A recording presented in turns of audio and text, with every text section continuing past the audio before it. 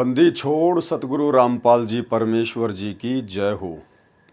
परम पिता परमात्मा, सारी सृष्टि के रचनहार, कुल मालिक, असंख्य ब्रह्मांडों के स्वामी, जगत गुरु, तीनों लोकों में प्रवेश करके सबका धारण पोषण करने वाले राजाधिराज, आत्माधार, नाथों के नाथ, देवों के देव महादेव, सर्वेश्वर महेश्वर, मृत्युंजय, अजरो अमर, आदि अनादि सनातनी प्रभु, जगत पिता जगदीश्वर, श्री श्री 1008 की उपाधि के वास्तविक अधिकारी, अकाल मूर्ति, सौद स्वरूपी राम वासुदेव, सर्वगतम ब्रह्म, परम पूज्य, प्रथम पूज्य, परम संत, परम पुरुष, परम धनी, परम दयालु, सत्य कबीर, हक्का कबीर, अल्लाहु कबीर, अल्लाहु अकबर, बाखबर, अल्लाह ताला, जगत के तारणहार, जगत के मुक्तिदाता, जगत के जगन्नाथ, हारे के सहारे, हिंदुओं के राम, मुसलमानों के अल्लाह, सिखों के वाहिगुरु, ईसाइयों के मसीह, दया के सागर दयानिधि, करुणा के सागर करुणानिधि,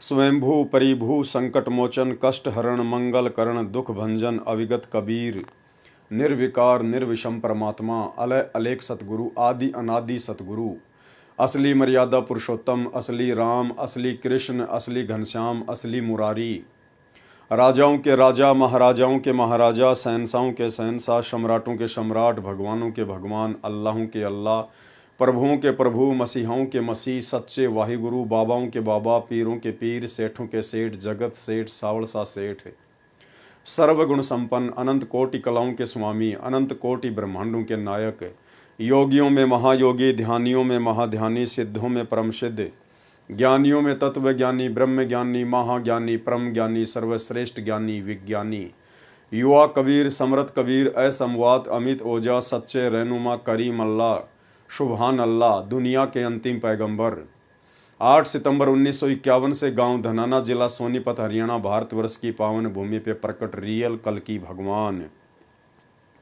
श्री नारायण साकार हरि, श्री बाबा साहेब स्वयंभू संत श्रोमणी सतगुरु रामपाल जी परमेश्वर जी के चरण कमल में साध संगति से जुड़े हुए देश विदेश से सभी सत्सेवक भाई बहनों का अनंत कोटि दंडवत प्रणाम।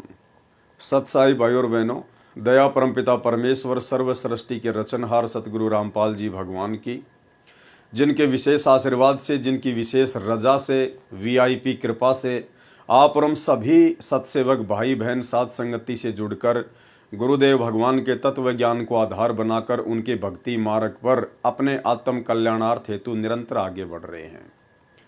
भाई और बहनों, साध संगतियों का मिलना कोई सामान्य बात नहीं है। युगों युगों की तपस्या के बाद परमात्मा जीव आत्मा को ये परम सौभाग्य उपलब्ध करवाते हैं और निसंदेह वर्तमान में सतगुरु रामपाल जी परमेश्वर जी की करोड़ों की संगत में से केवल चंद पुण्यात्माओं को ही, सत्सेवकों को ही साध संगति से जुड़ने का वो परम सौभाग्य प्राप्त हुआ है, नसीब हुआ है। जो लोग साध संगतियों का विरोध करते हैं, साध संगत वालों से नफरत करते हैं, गुरुद्रोही कहते हैं, अब ज़्यादा समय नहीं बचा है जब आप लोगों को इस बात का पता चलेगा कि साध संगति से ना जुड़कर आप लोगों ने अपने भक्ति मार्ग की, अपने जीवन की सबसे बड़ी गलती कर डाली। तो भाई और बहनों, जो लोग ऑलरेडी साध संगति से जुड़े हुए हैं वो तो हर प्रकार के प्रमाण देख के, तथ्यों को देखकर, सबूतों को देखकर दृढ़ विश्वास कर चुके हैं कि साध संगति के अलावा सतगुरु रामपाल जी परमेश्वर जी का धरती पर अन्य दूसरा कोई भी पंथ नहीं है, कोई भी मिशन नहीं है। साध संगति के माध्यम से ही सतगुरु रामपाल जी भगवान सतलोक ले जाने के लिए अपनी आत्माओं को तैयार कर रहे हैं, दृढ़ कर रहे हैं। क्योंकि साध संगति से ही भक्ति मार्ग की हर प्रकार की उन गूढ़ बातों का हमें आज पता चल पा रहा है, जो गूढ़ बातें आज से पहले हम सतगुरु रामपाल जी परमेश्वर जी के सत्संगों से अपनी अल्प बुद्धि के चलते, अपनी नासमझी के चलते नहीं समझ पा रहे थे। तो भाई और बहनों, ये सौभाग्य युगों युगों के बाद ही जीव आत्माओं को नसीब होता है। हमारे वीडियो बनाने की श्रृंखला सृष्टि रचना के माध्यम से करोथा कांड और बरवाला कांड के ऊपर जारी है। करोथा कांड को लेकर 6 वीडियो कंप्लीट हो चुके हैं। पूरे करोथा कांड का रहस्य आप सभी के समक्ष तथ्यों समेत उजागर कर दिया गया है और उसके बाद बरवाला कांड को लेकर, बरवाला कांड के खुलासे को लेकर आज हमारा ये चौथे नंबर का पार्ट है। और पिछले 3 पार्टों में आप जियों ने सतलोक आश्रम मैनेजमेंट हरियाणा के द्वारा, जिसे राष्ट्रीय समाज सेवा समिति भी कहा जाता है, क्योंकि सतलोक आश्रम मैनेजमेंट हरियाणा ने अर्थात गुरुदेव के कलयुगी परिवार ने, गुरुदेव के भाई ने, स्टेट कोऑर्डिनेटरों ने, मुख्य सेवादारों ने मिलकर सन 2010 में सतलोक आश्रम बरवाला में एक मनमुखी काल प्रेरित संगठन का निर्माण किया, जिसका नाम था राष्ट्रीय समाज सेवा समिति। केवल संगठन का नाम ही राष्ट्रीय समाज सेवा समिति था। बाकी सतलोक आश्रम के जितने भी मुख्य सेवादार थे, बड़े बड़े भगत समझे जाने वाले भगत थे, और गुरुदेव का कलयुगी परिवार, उनके भाई, ये सभी लोग इस मनवत संगठन में शामिल थे। और इस संगठन ने काल प्रेरणा से अपनी मनमानियां करना शुरू कर दिया था, और इन्हीं लोगों की मनमानियों का नतीजा सन 2014 का बरवाला कांड है। अन्यथा 2014 बरवाला कांड में ना ही तो किसी भी प्रकार के किसी आर्य समाजी का हाथ था, ना ही प्रशासन का कोई हाथ था, ना किसी राजनीतिक पार्टी का कोई हाथ था। अगर किसी आर्य समाजी का हाथ था तो आज 10 साल हो चुके हैं, सतलोक आश्रम मैनेजमेंट हरियाणा ने अभी तक उन लोगों के खिलाफ कोई FIR क्यों नहीं की। यदि किसी प्रशासनिक अधिकारी या नेता का हाथ था बरवाला कांड करवाने में, तो आज तक सतलोक आश्रम मैनेजमेंट हरियाणा ने किसी भी ऐसे प्रशासनिक अधिकारी या नेता के ऊपर कोई FIR तक लॉन्च क्यों नहीं की। भाई और बहनों, इस बरवाला कांड 2014 की पूरी पटकथा स्वयं सतगुरु रामपाल जी परमेश्वर जी के कलयुगी परिवार ने और सतलोक आश्रम मैनेजमेंट हरियाणा ने लिखी थी, अपने मनवश कुकर्मों के चलते, अपनी मनमानियों के चलते, अध्यात्म को अच्छे से ना समझ पाने के कारण और गुरु को मानुष मानने के चलते इन लोगों की मनमानियों का नतीजा है बरवाला कांड 2014। यदि आपने अभी तक पिछले वीडियो नहीं देखे हैं बरवाला कांड के ऊपर, तो आप जियों को जरूर देखने चाहिए, अन्यथा आगे के वीडियो आपको समझ में नहीं आएंगे। तो भाई और बहनों, पिछले 3 वीडियो में दास ने आपको इसी राष्ट्रीय समाज सेवा समिति अर्थात सतलोक आश्रम मैनेजमेंट हरियाणा के कर कमलों से लिखी गई बरवाला कांड से पहले की एक पुस्तक भ्रष्ट जज कुमारक पर, वो पुस्तक दास ने आपको दिखाई है, और वो पुस्तक पढ़कर आप जियों को पूरी तरह से समझ में आ रहा होगा कि वास्तव में बरवाला कांड तो सतलोक आश्रम मैनेजमेंट हरियाणा की मनमानियों का ही नतीजा था। आज उसी पुस्तक के ऊपर हम आगे बढ़ेंगे और हमारा ये 4थे नंबर का वीडियो होगा। और भाई और बहनों, ये तमाम वीडियो जो सतगुरु रामपाल जी भगवान के VIP आशीर्वाद से वर्तमान में प्रतिदिन बनाए जा रहे हैं, 2-2 घंटे के, 3-3 घंटे के पुस्तकों को लेकर, कुछ पुस्तकें जो सतगुरु रामपाल जी परमेश्वर जी ने स्वयं अपने कर कमलों से लिखी है, और कुछ पुस्तकें जो काल प्रेरणा से मनवश होकर सतलोक आश्रम मैनेजमेंट हरियाणा ने लिखी है। तो ऐसी ही ये पुस्तक भ्रष्ट जज कुमारक पर जो 2014 बरवाला कांड से पहले काल प्रेरित होकर सतलोक आश्रम मैनेजमेंट हरियाणा ने लिखी थी, और यही पुस्तक थी बरवाला कांड की मुख्य जड़। ये पुस्तक केवल जजों को भड़काने के लिए ही लिखी गई थी काल प्रेरणा से, और इस पुस्तक के माध्यम से काल ने अपना काम पूरा किया। सतलोक आश्रम में जो मुख्य सेवादार थे, गुरुदेव का भाई था, गुरुदेव का कलयुगी परिवार था, ये सब के सब भगत समझे जाने वाले व्यक्ति काल के मोहरे थे, काल के एजेंट थे। काल ने इन सब को अपनी गोद में बैठा रखा था, क्योंकि ये लोग ना तो अध्यात्म को समझ पाए थे, ना ये सतगुरु रामपाल जी भगवान को समझ पाए थे। अपने जैसा मानुष ही उनको मान रहे थे, और गुरु को हम जब तक मानुष मानेंगे, अपने जैसा मानेंगे और उनके साथ में भी रहेंगे, तो कभी न कभी हमारे मन में दोष आएगा। ये बात स्वयं सतगुरु रामपाल जी परमेश्वर जी ने अपने मुख कमल से कही है, सुनिए। परमात्मा बताते हैं, गुरु मानुष कर जानते, ते नर कहिए अंधे, ओवे दुखी संसार में, आगे यम के फंदे। गुरु को मानुष कर जानते तो ते नर कहिए अंधे, और फिर होवे दुखी संसार में, फिर काल के फंदे। पुणात्माओं, हमने गुरु जी को परमात्मा मानना पड़ेगा। परमात्मा मानने से हमारी यह प्रॉब्लम सोल्व होएगी, नहीं तो नहीं हो सकती। हम अपने ही जैसा गुरु को माने, एक मानुष रूप मान करके हम यदि उसके साथ रहेंगे तो कभी ना कभी दोष आपके मन में आवेगा। तो भाई और बहनों, गुरु के साथ में रहना या गुरु से दूर रहना और गुरु को मानुष मानकर गुरु की भक्ति करना, कभी न कभी आप जी काल के झांसे में फंसेंगे ही फंसेंगे। और भाई और बहनों, काल प्रेरित भगत क्या होता है, क्या उसके लक्षण होते हैं और किस प्रकार से वो काल प्रेरणा से काल की सेवा करता है, एक छोटा सा उदाहरण दास आपको दिखाना चाहेगा। आपके सामने एक छोटी सी अखबार की कटिंग है जो कि बरवाला कांड के बाद की है। अमर उजाला ब्यूरो। पेशी पर आया रामपाल बोला, यानी जब सतगुरु रामपाल जी भगवान करोथा कांड के सिलसिले में रोहतक कोर्ट में पेशी पर आए थे बरवाला कांड के बाद में, तो पेशी पर जब आए तो मीडिया ने उनका इंटरव्यू लिया, उनकी बाइट ली। तो गुरुदेव भगवान ने क्या कहा जब उनसे सवाल पूछे गए? नेक आत्मा कैसे कर सकती हैं देशद्रोह, इस सरकार का नाश होगा।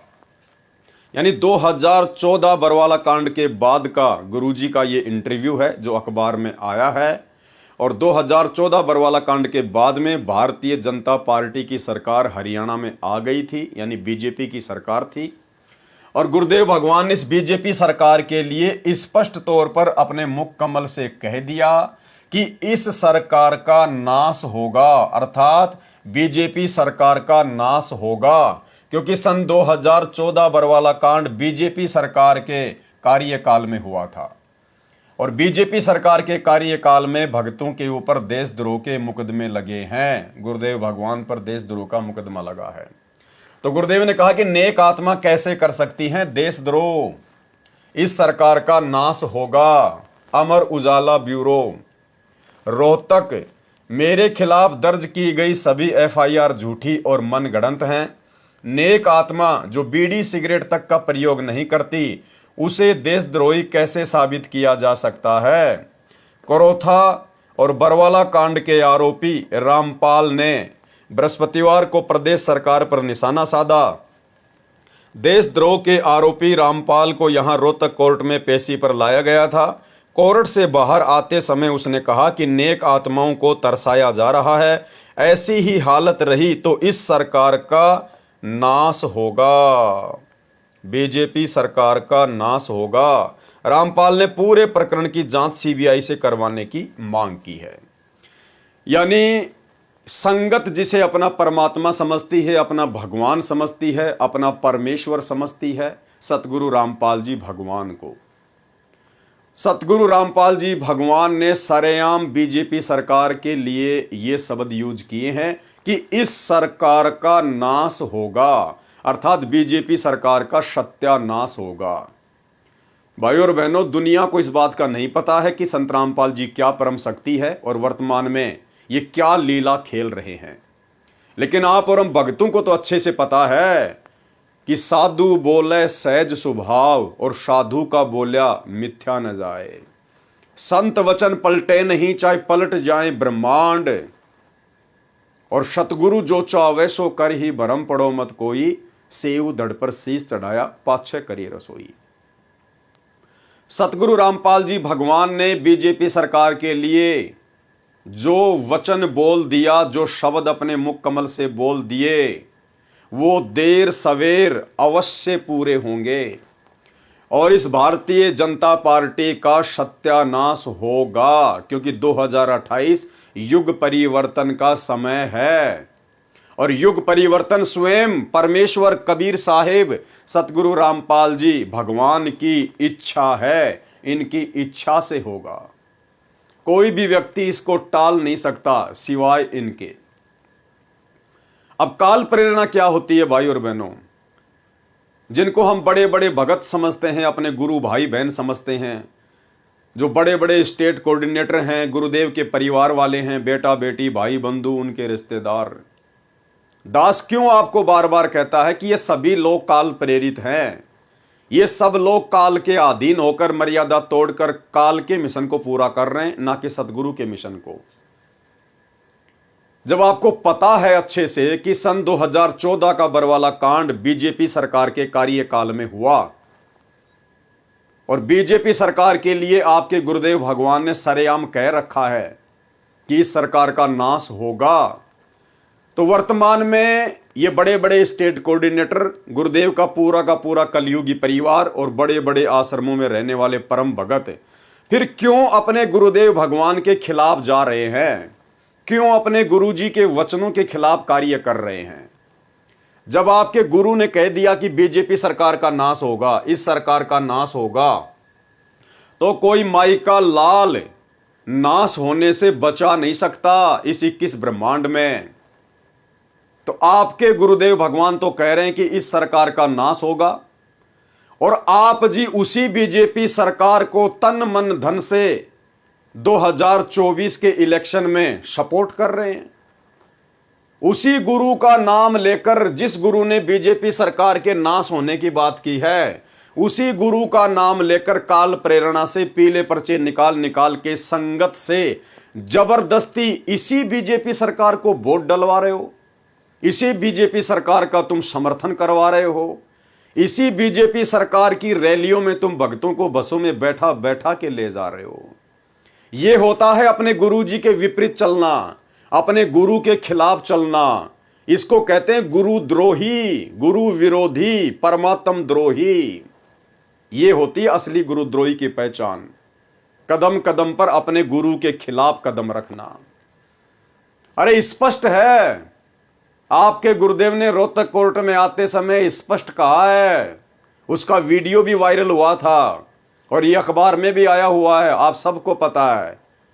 जिस पार्टी के खिलाफ आपका गुरु है और जिस पार्टी के लिए आपके गुरु ने ये शब्द बोल दिए, और आप जी वर्तमान में उसी पार्टी का तन मन धन से सपोर्ट कर रहे हैं, तो आपने फिर विरोध किसका किया? आपने तो अपने गुरु का विरोध कर दिया, बीजेपी सरकार का सपोर्ट करके।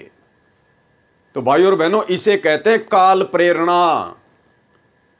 उस भगत को पता ही नहीं चलता कि मैं क्या कर रहा हूं। क्यों? क्योंकि उसकी बुद्धि पे काल बैठ चुका है। अरे जब इस काल ने ब्रह्मा विष्णु महेश की घंटी बजा रखी है, तो इन छोटे मोटे जीवों की क्या औकात भाई? अगर मर्यादा तोड़ के और भक्ति करने का ड्रामा करेंगे तो इन छोटे मोटे जीवों की क्या औकात है? तेरी क्या बुनियाद प्राणी, पेंडा पंथ पकड़वो। तो भाई बहनों, ये होती है काल प्रेरणा। अब इस बात को केवल वही समझ पा रहे हैं जो वर्षों से साध संगति से जुड़े हुए हैं। उन भाई बहनों को तो ये बातें, ये कुक्रम बिल्कुल आईने की तरह स्पष्ट नजर आ रहे हैं। लेकिन जो मुख्य बड़े बड़े अपने आप में सेवादार बन के घूम रहे हैं, आश्रमों के स्वामी बन के घूम रहे हैं, संचालनकर्ता बन के घूम रहे हैं, स्टेट कोऑर्डिनेटर बन के घूम रहे हैं, उन लोगों को ये बातें बिल्कुल भी समझ में नहीं आ रही हैं। काल उनसे जबरदस्ती मनमानियां करवा रहा है। क्यों? क्योंकि गुरुजी ने उनको छोड़ दिया। गुरु ने उन आत्माओं से अपना हाथ उठा लिया। केवल उनकी बैटरी चल रही है, उनके दान धर्म के पुण्य चल रहे हैं, उनके सुमरण की कमाई चल रही है। वर्तमान में गुरुजी के परिवार के ऊपर, स्टेट कोऑर्डिनेटरों के ऊपर और बड़े बड़े समझे जाने वाले भक्तों के ऊपर किसी प्रकार का कोई आशीर्वाद नहीं है। अगर थोड़ा बहुत बचाव हो सकता है तो संगत का हो सकता है, क्योंकि संगत बेचारी भोली है, नादान है। संगत को यह लगता है कि गुरुजी का परिवार जो कर रहा है बिल्कुल सही कर रहा है, क्योंकि संगत अभी अच्छे से गुरुदेव के तत्व ज्ञान से परिचित नहीं है। बेचारे नए नए भगत जुड़ते हैं, उनको हर बातों का पता नहीं होता है। तो संगत को परमात्मा फिर भी संभलने का, सुधरने का मौका देगा और दे रहा लगातार। साथ संगति के वीडियो देखकर रोजाना सैकड़ों की संख्या में भाई बहन साथ संगतियों से जुड़ रहे हैं। तेजी से वीडियो वायरल हो रहे हैं। संगत इन आश्रमों में जाना छोड़ रही है। इन कुपात्रों को ज्योति पाठ और दान का पैसा इन आश्रमों में जाकर देना छोड़ रही है। तो उन भाई बहनों को तो परमात्मा फिर भी राहत देगा, संभलने का मौका देगा। लेकिन जो मुख्य व्यक्ति हैं सतलोक आश्रम वाले, उनको परमात्मा की तरफ से फिलहाल किसी प्रकार की कोई राहत ना तो है और ना ही आगे मिलने की उम्मीद है, क्योंकि इनको परमात्मा रिजेक्ट कर चुके हैं। क्योंकि इन्होंने जो महागलतियां की हैं गुरुदेव को मानुष मानकर, गुरुजी की वर्षों से इतनी संगति करके, इनकी गलतियां क्षमा योग्य नहीं है। तो भाई और बहनों, ये काल प्रेरणा का आपके सामने जीता जागता उदाहरण है।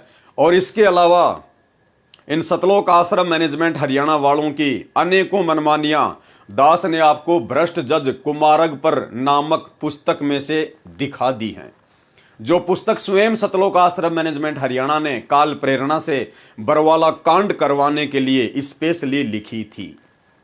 अब आगे हम बढ़ेंगे भाई और बहनों इसी पुस्तक के ऊपर। आज हमारा ये चौथे नंबर का वीडियो है और आगे इन्होंने क्या क्या मनमानियां की, क्या क्या इन्होंने कुकर्म किए आपकी आंखों के सामने। और आज का जो वीडियो है भाई और बहनों, ये चौथा नंबर का पार्ट बरवाला कांड के ऊपर।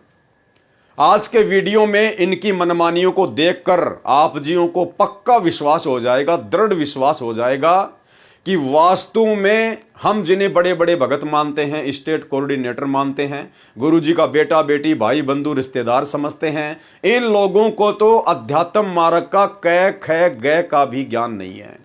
इनको तो फूटी कोड़ी का भी ज्ञान नहीं है। ये तो फालतू में सूखी फीत लगा के घूम रहे थे गुरुजी के बेटा बेटी भाई बंधु रिश्तेदारों की।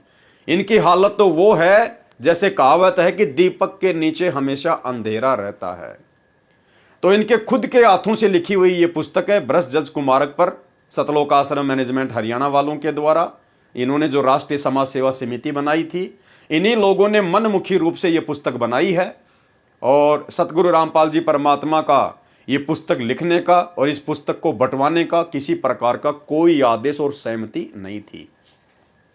और इन्हीं के कर कमल से लिखे गए इन शब्दों को पढ़कर आज हम भाई बहन सावधान होंगे कि हे परमात्मा, हमारे से निकट भविष्य में इस प्रकार की गलतियां आपके भक्ति मार्ग में ना हो जाएं। हे परमात्मा, यदि ऐसा कोई योग या संयोग हो गलती का, उससे पहले मालिक हमारा शरीर ही छुड़वा देना। लेकिन परमात्मा, जो महागलतियां हमारे बड़े बड़े भगत भाई बहन कर चुके हैं और अपना ये मनुष्य जीवन बर्बाद कर चुके हैं, भले वो भक्ति पर लगे हुए हैं लेकिन भक्ति और भगवान उनके आसपास भी नहीं है, वो गलतियां निकट भविष्य में हमसे ना हो जाएं तो हम डरेंगे और सावधान भी हो जाएंगे। निकट भविष्य में हम काल के षड्यंत्र में नहीं फंसेंगे। राष्ट्रीय समाज सेवा समिति को जब इस पूरे प्रकरण का पता चला कि संत रामपाल दास जी महाराज को ईर्ष्यावश 30 लाख रुपए की मांग पूरी न होने के कारण श्री सुशील कुमार गुप्ता सेशन जज रोहतक ने दिनांक 14/7/2014 को कोर्ट में हाजिर होने के लिए आदेश दिया है, तो उन्होंने भ्रष्टाचार के विरोध में उसी तारीख 14/7/2014 को प्रदर्शन करने की योजना बनाई। भाई, एक तरफ तो आप राष्ट्रीय समाज सेवा समिति वाले बार बार इस पुस्तक में लिख रहे हो कि हम न्यायालय का सम्मान करते हैं, और दूसरी तरफ जब न्यायालय ने सतगुरु रामपाल जी भगवान को इस तारीख को रोहतक कोर्ट में बुलाया तो आप लोगों ने पहले से ही पूरी प्लानिंग तैयार कर ली। भक्तों के हाथों में डंडे और झंडे देकर हजारों भक्तों को आप लोगों ने मरने मारने के लिए, लड़ाई झगड़े के लिए, उग्र आंदोलन के लिए तैयार कर लिया। तो आपने काहे का न्यायालय का सम्मान किया? आपकी तो दोहरी बातें हैं, आपकी तो दोगली बातें हैं। करनी तज कथनी कथ है, अज्ञानी दिन रात, कुत्ते जूं भौंकत फिरे, सुनी सुनाई बात।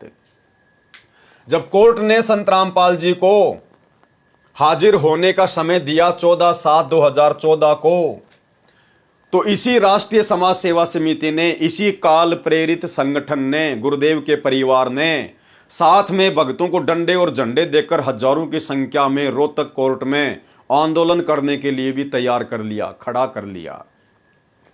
तो उन्होंने भ्रष्टाचार के विरोध में उसी तारीख 14/7/2014 को प्रदर्शन करने की योजना बनाई। यहां पर यह स्पष्ट करना चाहेंगे कि इस प्रदर्शन का निर्णय राष्ट्रीय समाज सेवा समिति के सर्व 10 लाख सदस्यों ने सर्वसम्मति से लिया था। देखो भाई और बहनों, मनमानियां क्या होती हैं। खुद ये लोग अपने हाथों से लिख रहे हैं और ये लिख नहीं रहे। भाई और बहनों, इस वहम में ना रहना।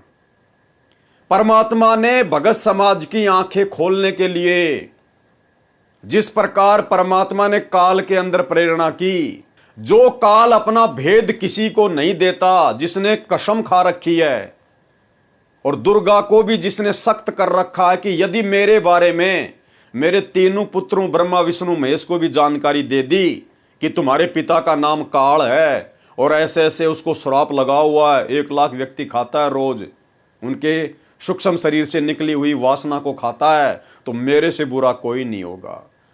तो भाई और बहनों, जिस काल ने दुर्गा को इतना सख्त कर रखा है और जिसने खुद सौगंध खा रखी है कि मैं अपने ओरिजिनल काल रूप में किसी के सामने प्रकट नहीं होऊंगा, तो वो काल फिर इतनी आसानी से महाभारत के युद्ध में श्री कृष्ण जी में प्रवेश करके गीता अध्याय 4 श्लोक नंबर 32 में ये कैसे बोल सकता है कि अर्जुन मैं काल हूं, काल, और मैं सबको खाने के लिए इस समय परवर्त हुआ हूं। भाई और बहनों, परमात्मा ने प्रेरणा की उसके अंदर, उसका रिमोट दबाया सतगुरु रामपाल जी भगवान ने, ताकि उस काल की असलियत भगत समाज के सामने आ सके। और आज भाई और बहनों, वो गीता जी हमारे कितनी काम आ रही है अध्यात्म को समझने में, इस परमात्मा को समझने में, काल और दयाल को समझने में। तो ठीक इसी प्रकार भाई और बहनों, ये सतलोक आश्रम मैनेजमेंट हरियाणा, गुरु जी का परिवार, ये स्टेट कोऑर्डिनेटर, ये सभी लोग पहले से ही काल के द्वारा संत रामपाल जी के भक्ति मार्ग को, इनके मिशन को बर्बाद करने के लिए उनके आसपास पैदा कर दिए गए थे, उनकी रिश्तेदारियों में पैदा कर दिए गए थे, उनके परिवार में पैदा कर दिए गए थे। और ये परमात्मा के मिशन में सबसे बड़ी गंदगी है, सबसे बड़ी बाधा है। और इस बाधा को जब तक परमात्मा ज्ञान आधार से अपनी संगत से समाप्त नहीं करवा देगा, संगत के माध्यम से समाप्त करवाने का मतलब है कि हम इतने दृढ़ हो जाएं, हम इतने ज्ञानवान हो जाएं कि हम शौपन में भी अपने गुरुदेव के अलावा और अपने गुरुजी के तत्व ज्ञान के अलावा किसी की बात पर भी आंख बंद करके भरोसा ना करें। जिस प्रकार हमने 2014 बरवाला कांड और 2006 करोथा कांड में गुरुदेव के परिवार के ऊपर अंधविश्वास करके, इन बड़े बड़े समझे जाने वाले भक्तों के ऊपर अंधविश्वास करके हम भी दुखी हुए और बरवाला कांड को भी जन्म दिया और गुरुदेव को भी दुखी होने का मौका दिया।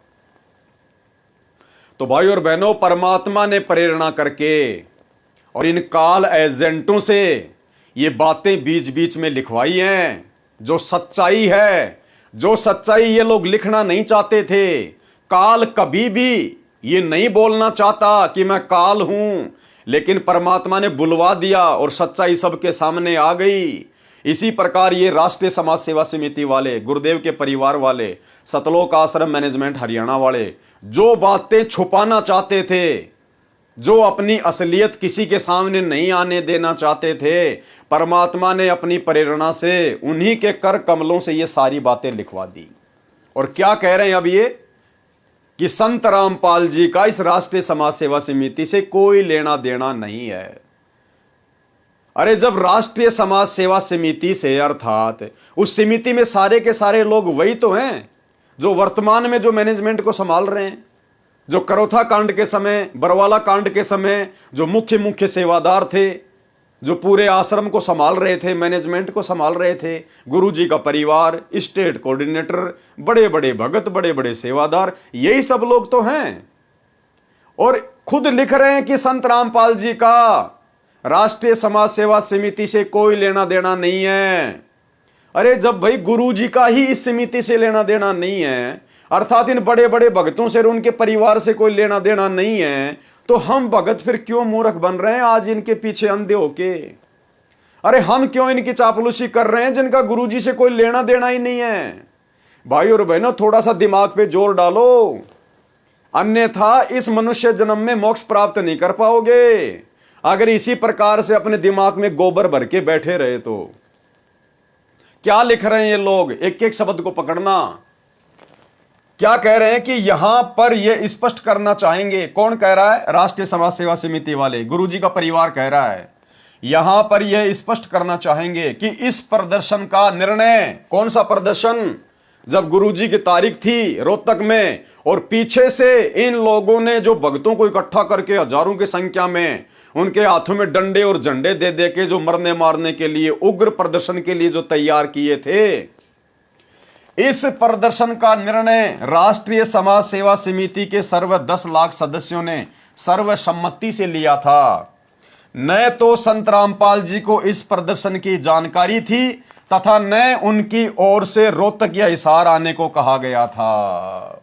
स्पष्ट कर दिया कि जो प्रदर्शन काल प्रेरणा से अपनी मनमानी करते हुए हम राष्ट्रीय समाज सेवा समिति वाले, सतलोक आश्रम मैनेजमेंट हरियाणा वाले, जो प्रदर्शन हम उनकी तारीख वाले दिन करने जा रहे हैं, इस प्रदर्शन की जानकारी संत रामपाल जी को बिल्कुल भी नहीं है, अर्थात मनमानी, मनमाना आचरण।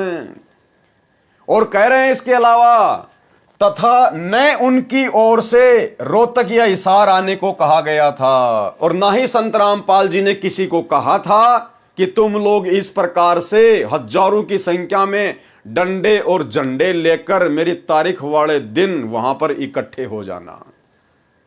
भाई और बहनों, यह परमात्मा की बहुत बड़ी मेहर है, बहुत बड़ी रजा है। अगर वास्तव में काल के षड्यंत्र से बचना चाहते हो और आत्म कल्याण के लिए भक्ति पर जुड़े हो, तो भाई और बहनों, जितना जल्दी हो सके इन सतलोक आश्रमों से अपना पीछा छुड़वा लो। इन गुरुजी के परिवार वालों से, इन कोऑर्डिनेटरों से, नामदान संचालकों से दूरी बना लो, और हम सत्सेवकों की तरह साथ संगति से जुड़कर, ज्ञान को आधार बनाकर, गुरु को भगवान बनाकर और घर को ही आश्रम बनाकर अपनी भक्ति शुरू कर दो। अन्यथा यह काल लाख जन्म भी आपका पीछा छोड़ने वाला नहीं है। तो सतलोक आश्रम मैनेजमेंट हरियाणा ने खुद अपने कर कमलों से इस पुस्तक में यह शब्द लिखकर स्पष्ट कर दिया है कि ये लोग संत रामपाल जी की एक भी बात का अनुसरण नहीं करते थे, और आश्रम में ये लोग अपनी मनमानियां करते थे, गुरु को अपने जैसा व्यक्ति मानकर, अपने जैसा मानुष मानकर। 2 पॉइंट यहां आपको देखने को मिल गए हैं भाई और बहनों। यहां पर ये स्पष्ट करना चाहेंगे कि इस प्रदर्शन का निर्णय राष्ट्रीय समाज सेवा समिति के सर्व 10 लाख सदस्यों ने सर्वसम्मति से लिया था। न तो संत रामपाल जी को इस प्रदर्शन की जानकारी थी, तथा न उनकी ओर से रोहतक या हिसार में आने को कहा गया था। और बरवाला कांड के समय का मैं आपको एक छोटा सा वीडियो दिखाता हूं, जिसमें एक व्यक्ति है परमेश्वर दास, जो वर्तमान में आपको धनाना आश्रम में देखने को मिल जाएगा। जब रमेणियां होती हैं तो 1.5 फुट का डंडा पकड़ के वो उनके इंटरव्यू लेता है। जिस समय बरवाला कांड में लड़ाई का माहौल था, उधर पुलिस प्रशासन था, इधर भगत कमांडो बन के खड़े हुए थे, मीडिया वाले इंटरव्यू ले रहे थे। तो मीडिया वालों ने इंटरव्यू लिया कि भाई आप इस प्रकार से हाथों में डंडे पकड़कर, हथियार पकड़कर बीमार बाबा की तबीयत को कैसे स्वस्थ करोगे? अरे अगर बाबा की तबीयत अगर ठीक होनी होगी तो आप लोग दुआ करो, प्रार्थना करो, कोई भजन करो बैठ के। आप लोग इस प्रकार से हाथों में डंडे झंडे हथियार लेकर बीमार बाबा की तबीयत को कैसे ठीक करोगे? और सही बात भी है।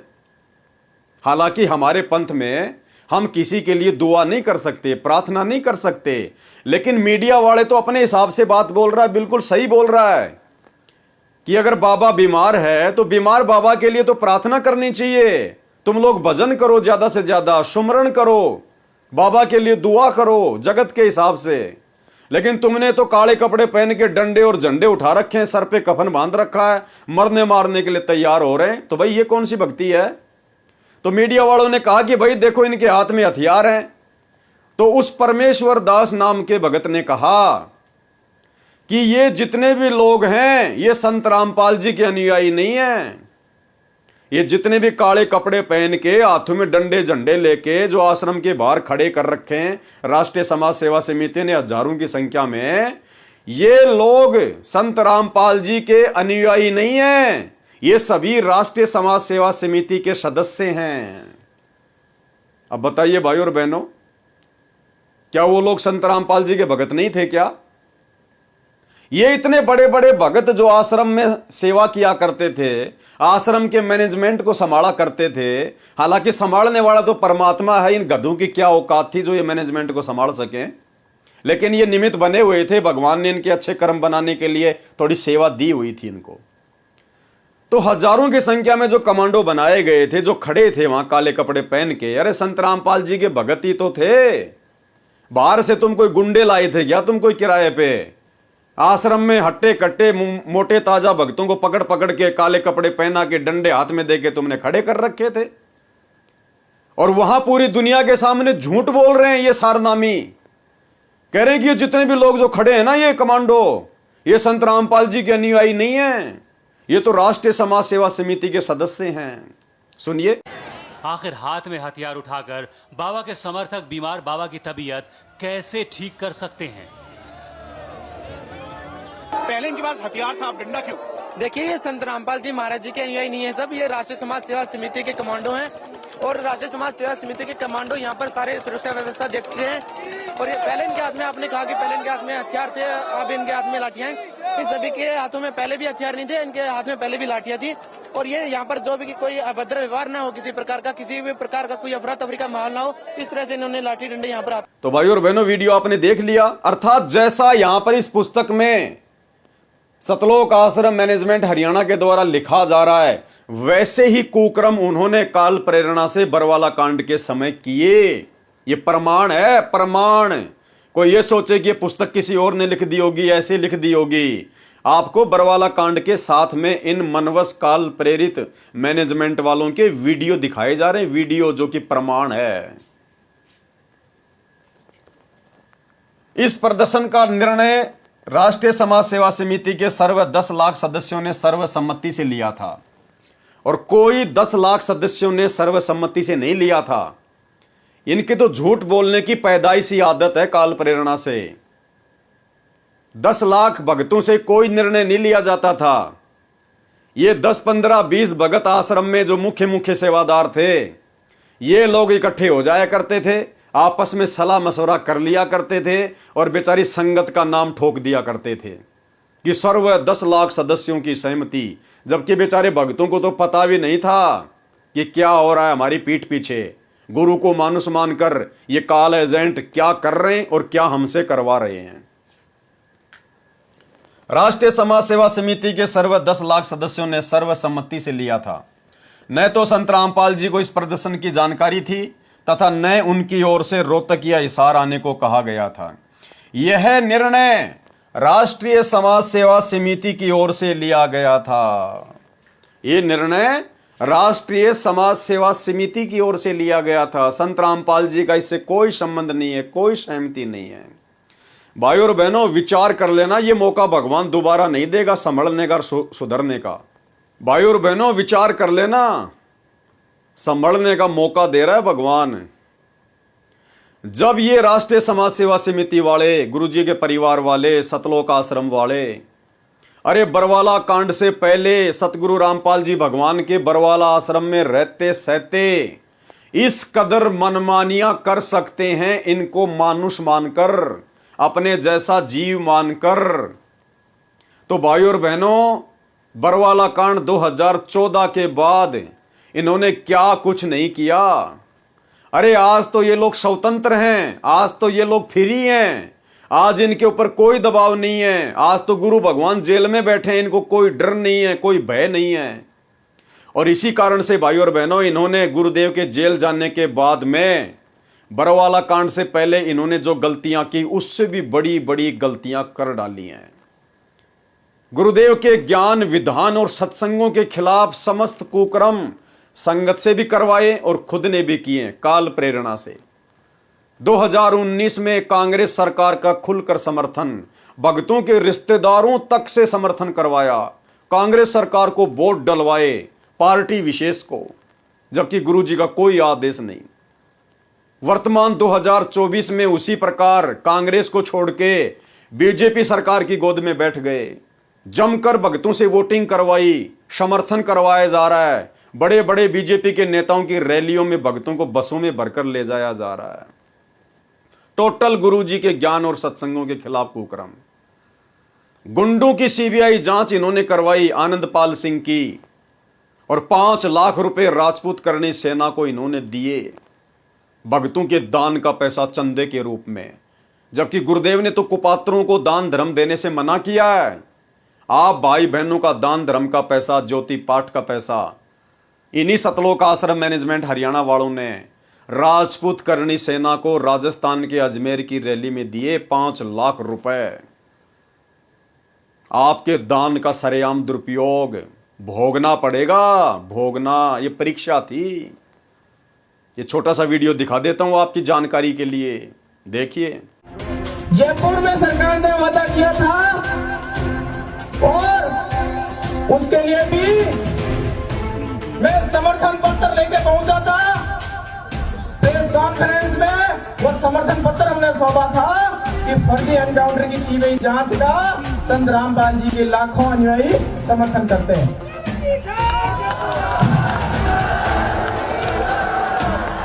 भारत माता की, भारत माता की, मां पद्मावती की, मां पद्मावती की, सत्यमेव इंकलाब। हमारे संत रामपाल जी के लाखों अनुयायियों द्वारा एक सहयोग की राशि दादा सुखदेव सिंह जी को भेंट कर रहे हैं। 5 लाख का सहयोग दादा सुखदेव जी को भेंट कर रहे हैं। मैं बता देता हूँ, संत श्री रामपाल जी को सीबीआई की जांच, वो भी हमारे लिए आनंद पाल जी जैसे ही न्याय की लड़ाई है। आप लोगों ने ये जो 5 लाख रुपए, ये जो भामाशाह के रूप में, ये राणा प्रताप के रूप में जो लड़ाई लड़ने वाला घास की रोटी खा के सुखदेव सिंह जो लड़ाई लड़ रहा है, और जो 5 लाख रुपए का जो आशीर्वाद जो अपने भामाशाह के रूप में देते हैं, उसका आपको नमन करते हैं हम। इसके बाद भाई और बहनों, इन्होंने हरियाणा के जाट आरक्षण में ऐसे महापुरुष का नाम लेकर जिनका राजनीति से, आरक्षणबाजी से कोई लेन देन नहीं है, इनके रहते सहते ना जाने कितने आरक्षण हुए, कितने लोग मरे, कितने धरने प्रदर्शन हुए, कितनी बार चुनाव हुए। सतगुरु रामपाल जी ने कभी भी अपने भक्तों को ना किसी पार्टी विशेष को वोट डालने के आदेश दिए और ना ऐसे किसी आरक्षण के धरनों में बैठने के आदेश दिए। लेकिन इनके जेल जाते ही इनके कलयुगी परिवार ने हरियाणा के जाट आरक्षण में इन्हीं का नाम लेकर और लाखों भक्तों को उस बिरानी आग में झोंक दिया और करोड़ों में रुपया, कभी 10 लाख, कभी 11 लाख, कभी 5 लाख उन जाट आरक्षण वालों को, जाट आरक्षण संघर्ष समिति वालों को दिए गए। एक छोटा सा वीडियो आपको दिखा देता हूं जिसमें यशपाल मलिक को 11 लाख रुपए चंदे के रूप में दिए गए। देखिए। संत रामपाल जी ने जो आपको समर्थन दिया, इस बारे में आपकी क्या राय है? हमारा संत रामपाल जी को और उसकी संगत को बहुत बहुत धन्यवाद। और उन्होंने हमें आज 11 लाख रुपए चंदा देकर भी आंदोलन में भी मदद की। और मैं तो ये कहना चाहूँगा कि संत रामपाल जी के ऊपर भी जो जुल्म हुए, और उस जुल्म को जब वे उनके दर्शन करने उनके शरणार्थी जाते हैं तो उस पर भी तमाम अत्याचार किए जाते हैं, लाठियाँ बरसाई जाती है। अपनी सरकार उनको तंग कर रही, और जो आर्य समाज के और उनके बीच में डिस्प्यूट है उसको भी दूर कराने की कोशिश करेंगे, क्योंकि हम खुद आर्य समाजी हैं। हम खुद आर्य समाजी होने के नाते ये चाहते हैं कि समाज में जो भेदभाव हुआ वो सब दूर हो और सब मिलकर एक जैसे एक जो सरकार है जो अन्याय करती है उसके खिलाफ सब मिलकर खड़े हो। तो अगर किसी आर्य समाजी भाई को इस वजह से कोई ठेस पहुंचती है तो हम उससे भी बात करने के लिए तैयार हैं। अपने गिले शकवे दूर करो, आगे बढ़ो। वो भी जाट हैं, हम भी जाट हैं। ये एक बड़ी 36 बिरादरी की मुहिम है जिसमें उन्होंने साथ दिया, इसके लिए हम धन्यवाद देते हैं। और हम डेरा सच्चा सौदा से भी निवेदन करते हैं, जिसने ये सरकार बनवाई अपने दम पे, अगर वो इसी तरह की अत्याचारी और अन्यायी सरकार बनाई है तो उसके अनुयायियों को भी ये सोचना चाहिए और उनको सरकार से बात करनी चाहिए कि इस तरह के अत्याचार और अन्याय करने वाली सरकार का भविष्य में साथ न दे और वो भी आंदोलन को समर्थन करें। रामपाल जी महाराज के साथ या आपके साथ कोई समझौता हुआ सर? रामपाल जी के अनुयायी वहाँ पे आपका समर्थन करेंगे क्या? कहाँ पे? दिल्ली में जो आपने तारीख का ऐलान किया आपने। 2 तारीख का वो चाहेंगे तो समर्थन कर सकते हैं, उनसे वार्ता की जाएगी। तो भाई और बहनों, जम के दान का दुरुपयोग करवाया गया और आप लोगों के कर्म फुड़वाए गए। इसके अलावा धनाना गांव वालों के लिए 50 लाख रुपए का बैडमिंटन का स्टेडियम बनवा दिया, जबकि संत रामपाल जी के 30 वर्षों के सत्संग उठा के देख लो, उनकी कोई भी पुस्तक उठा के देख लो, भगत को कोई भी गेम खेलने का या किसी भी गेम में सहयोग करने का कोई आदेश नहीं है। अगर कोई ताश खेल रहा है तो बैठने का भी आदेश नहीं है, वहां पर मोबाइल में वीडियो गेम तक देखने का भी आदेश नहीं है, खेलना तो बहुत दूर की बात है। और गुरुदेव के परिवार ने 50 लाख रुपए का धनाना गांव वालों के लिए बैडमिंटन खेलने का स्टेडियम बना दिया गया। ये स्टेडियम भी आपको दिखा देता हूं, एक बार देख लीजिए। आज हम आए हैं अपनी टीम के साथ जिला सोनीपत के तहसील गोहाना के गांव धनाना में, जहां पर एक अंतर्राष्ट्रीय स्तर के बैडमिंटन इंडोर स्टेडियम का निर्माण हुआ है।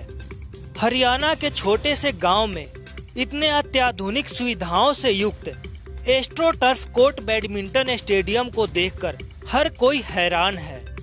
ऐसे अंतर्राष्ट्रीय मानकों वाले इंडोर स्टेडियम तो केवल मेट्रो सिटी में देखने को मिलते हैं। इंडोर स्टेडियम के ऊपर जगत गुरु संत रामपाल जी महाराज का विशाल चित्र लगा हुआ है। हम भी अपनी टीम के साथ गांव धनाना बैडमिंटन इंडोर स्टेडियम पहुंचे, जहां पर गांव के काफी लोग जमा थे।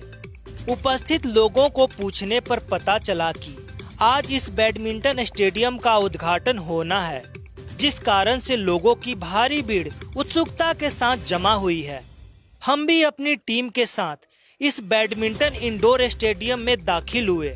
चारों तरफ कुर्सियां लगी है जिस पर बड़े बुजुर्ग बैठे हैं। एक तरफ टेबल पर फूल मालाओं के अंबार के साथ जगत गुरु संत रामपाल जी महाराज की चित्र लगी ट्रॉफी रखी है। पीछे मंच पर सम्मानित लोग बैठे हैं। सामने की दीवार पर भी संत रामपाल जी महाराज का बड़ा चित्र लगा हुआ है। स्टेडियम के बीचों बीच सुंदर बैडमिंटन कोर्ट बना हुआ है, जिस पर एस्ट्रो टर्फ की मैट बिछी है, जिस पर बहुत से लोग बैठे हैं। उद्घाटन समारोह शुरू हुआ। कोर्ट के बीच लगे रिबन को गांव के सबसे वरिष्ठ नागरिक द्वारा काटा गया। तत्पश्चात उपस्थित व्यक्तियों द्वारा संत रामपाल जी महाराज का जय घोष किया गया।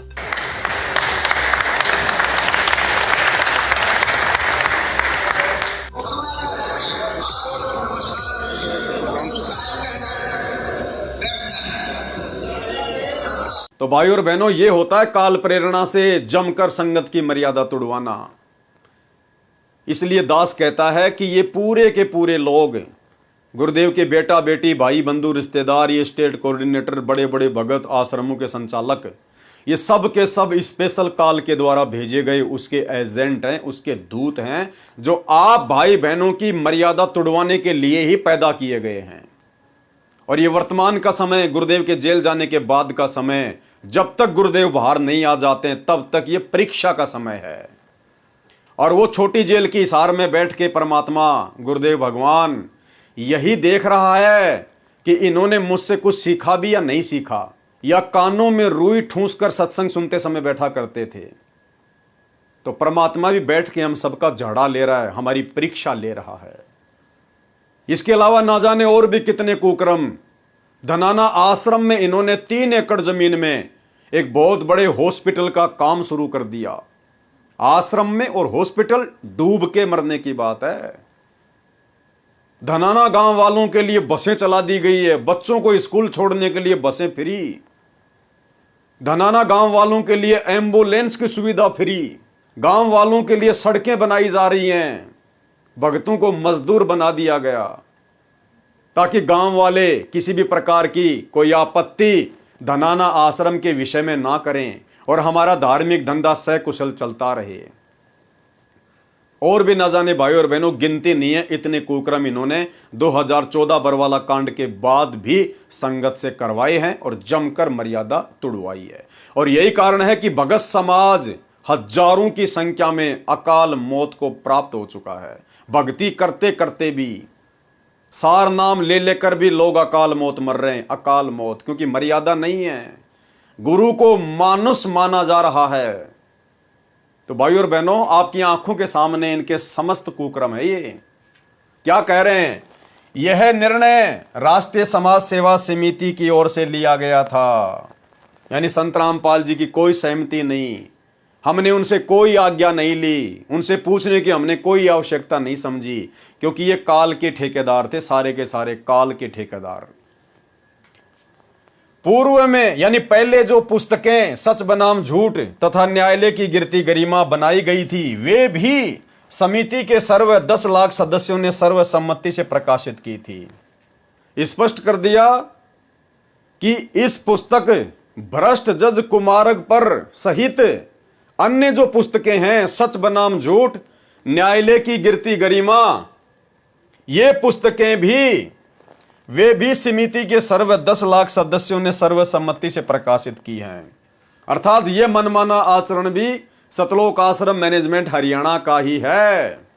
गुरुदेव भगवान का इन पुस्तकों को लिखने में और बांटने में कोई सहयोग नहीं, और ना कोई माई का लाल ये साबित कर सकता कि संत रामपाल जी के आदेश से ये पुस्तकें लिखी गई हैं या बंटवाई गई हैं। अगर है कोई ऑडियो वीडियो तो दिखा दीजिएगा। और यहां तो ये खुद ही स्वीकार कर रहे हैं, तो शक की कोई गुंजाइश ही नहीं है।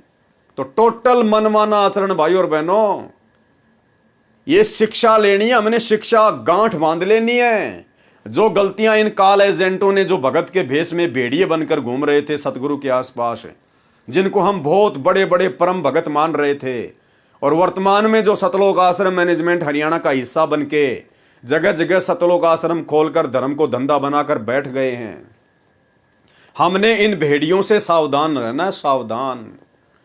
हमने अब आगे किसी भी प्रकार की गलती किसी भी भगत के झांसे में आके नहीं करनी है, चाहे वो किसी भी प्रकार से कोई भी दाव क्यों ना खेले। साम दाम दंड भेद से हमने हाथ जोड़ लेने कि भैया या तो गुरुजी के सत्संगों से कोई प्रमाण दिखाओ, या गुरुजी के मुख कमल से जब तक हम नहीं सुन लेंगे तब तक हम तुम्हारी बातों पर यकीन नहीं करेंगे।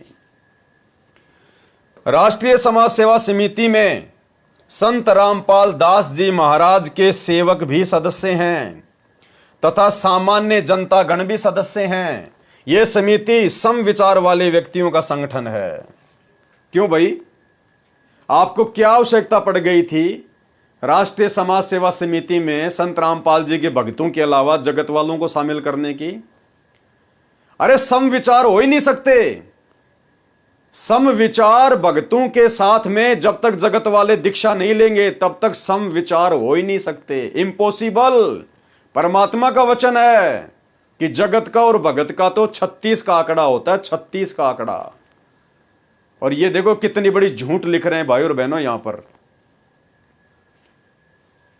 राष्ट्रीय समाज सेवा समिति में संत रामपाल दास जी महाराज के सेवक भी सदस्य हैं तथा सामान्य जनता गण भी सदस्य हैं। यह समिति समविचार वाले व्यक्तियों का संगठन है। अरे समविचार वाले व्यक्ति वो हो कैसे सकते हैं जब तक आपके गुरु भाई बहन ना बन जाएं, जब तक संत रामपाल जी से दीक्षा ना ले लें। अरे तुम्हारे नियम अलग, उनके नियम अलग। अरे गाय का स्वभाव अलग और गधे का स्वभाव अलग हो सकता है। गाय और गधे के कभी भी समविचार नहीं हो सकते। तो देखो क्या लिखा जा रहा है यहां पर। जो भ्रष्टाचार, अन्याय तथा समाज में फैली बुराइयों को निर्मूल करने के लिए संघर्ष कर रहे हैं, इसके लिए चाहे जेल जाना पड़े, चाहे पुलिस के डंडे खाने पड़े तथा कुर्बानी देनी पड़े, उल्टा कदम नहीं रखेंगे। यह है राष्ट्रीय समाज सेवा समिति का एजेंडा। यह था राष्ट्रीय समाज सेवा समिति का लक्ष्य, उनका टारगेट। क्या लिखा इन्होंने भाई और बहनों, विचार कर लेना। हम संत रामपाल जी से सतलोक आश्रम बरवाला में उपदेश लेने के लिए इसलिए गए थे कि भगत बनकर भक्ति करेंगे, अपनी आत्मा का कल्याण करवाएंगे। अरे जिन संत रामपाल जी भगवान ने इन हाथों को जोड़कर सत्साहे बोलना सिखाया, जिन हाथों में उन्होंने माला पकड़वा कर सुमरण करना सिखाया, जिन हाथों से सतगुरु रामपाल जी भगवान ने दान धर्म करना सिखवाया, उन्हीं हाथों में इस राष्ट्रीय समाज सेवा समिति ने, सतलोक आश्रम मैनेजमेंट हरियाणा के गुंडों ने, भगत के वेश में जो भेड़िए बैठे थे उन लोगों ने उन्हीं हाथों में डंडे पकड़ा दिए, हथियार पकड़ा दिए और मरने मारने के लिए खड़े कर दिए और आदेश बता दिया सतगुरु रामपाल जी भगवान का। जो सतगुरु रामपाल जी भगवान कभी चींटी तक को भी सताने के आदेश नहीं देते।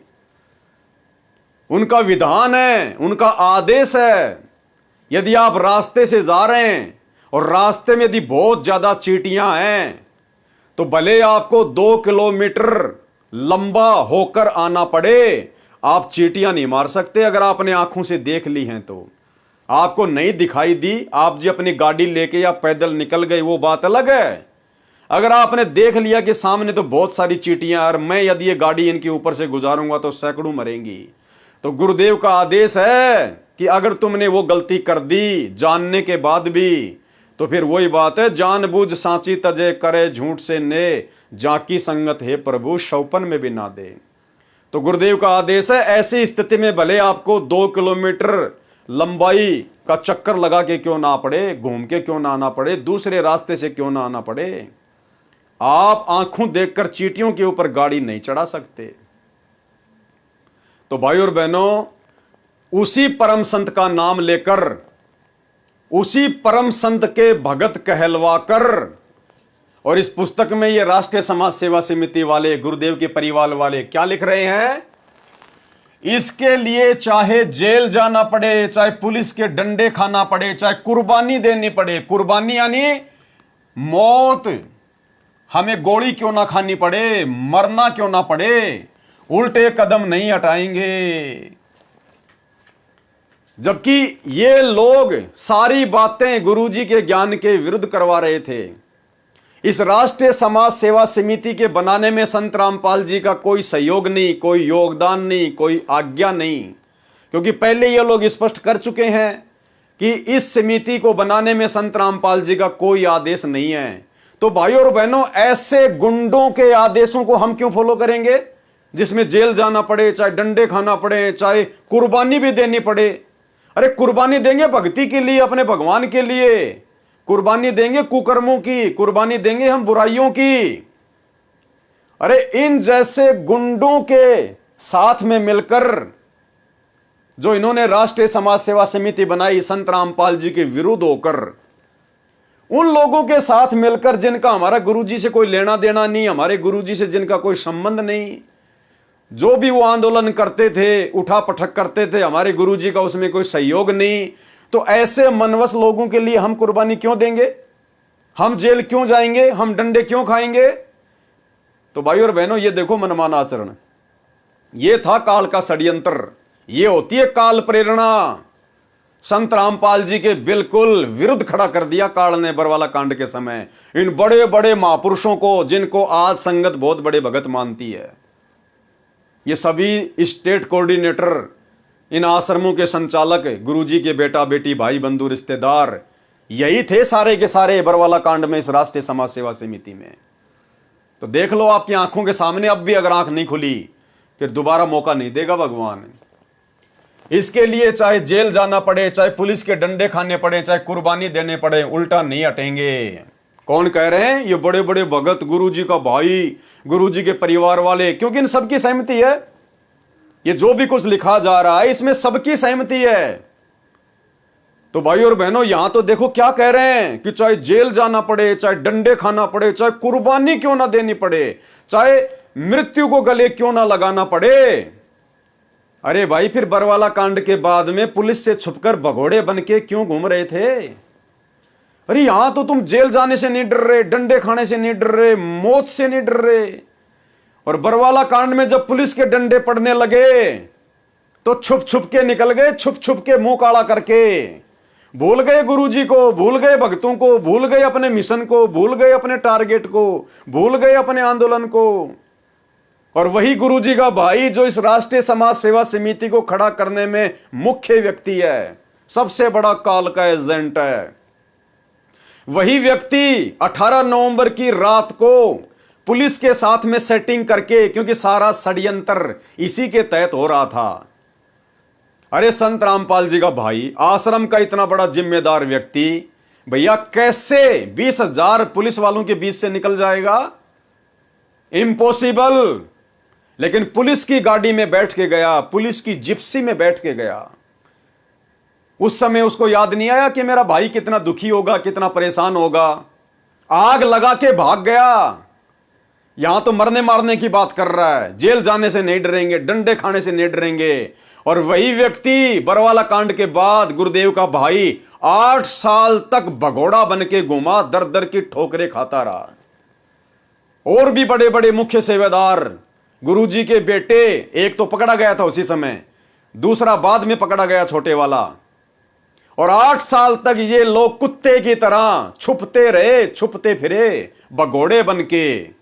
इसको कहते हैं दोगली बातें, करनी तज कथनी कथ है, अज्ञानी दिन रात, कुत्ते जो भौंकत फिरे, सुनी सुनाई बात है। भाई और बहनों, विचार करना, ये परमात्मा हमारी आंखें खोलना चाह रहे हैं इन वीडियो के माध्यम से।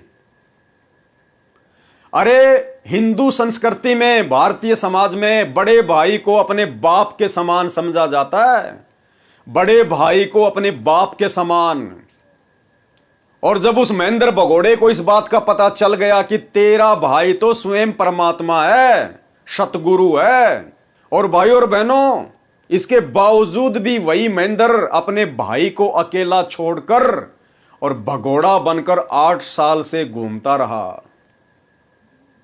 अरे भगवान छोड़ो, बहुत दूर की बात है, गुरु छोड़िए, बहुत दूर की बात है। अगर ये महेंद्र भगोड़ा संत रामपाल जी को अपना बड़ा भाई भी समझता तो भी भाई और बहनों ये भगोड़ा बन के नहीं घूमता, उनके साथ में खड़ा रहता कि हम कोई चोर थोड़ी हैं, डाकू थोड़ी हैं, हम भगत हैं, सच्चाई के लिए लड़ रहे हैं, संघर्ष कर रहे हैं, जेल जाना पड़े जाएंगे, डंडे खाना पड़े खाएंगे। होना तो यह चाहिए था कि अपने भाई के साथ में खड़ा रहता, कंधे से कंधा मिलाकर। लेकिन मुंह काला करके, पुलिस के साथ सेटिंग करके आश्रम से गायब। क्योंकि पहले ये हरियाणा में डीजी का ड्राइवर था, ये पुलिस महकमे में था, ये गुरुजी का छोटा भाई महेंद्र, ये डीआईजी का ड्राइवर था। पूरा का पूरा षड्यंत्र, पूरी की पूरी सेटिंग इसी की थी बरवाला कांड में। और इसका एक ही मकसद था कि संत रामपाल जी को किसी भी प्रकार से मरवा दिया जाए, संत रामपाल जी को किसी भी प्रकार से मरवा दिया जाए, खत्म करवा दिया जाए, और यह आश्रम की पूरी बागडोर मेरे हाथ में आ जाए और मैं संत बन के बैठ जाऊं।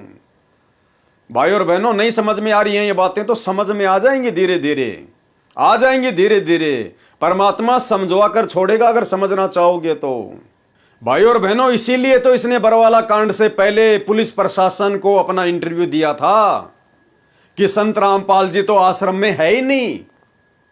कितनी बड़ी झूठ, अपने आप को सारनामी कहता है, संत रामपाल जी का भाई कहता है, पूरी दुनिया के सामने झूठ बोल रहा है। कल को क्या मुंह दिखाएगा ये व्यक्ति?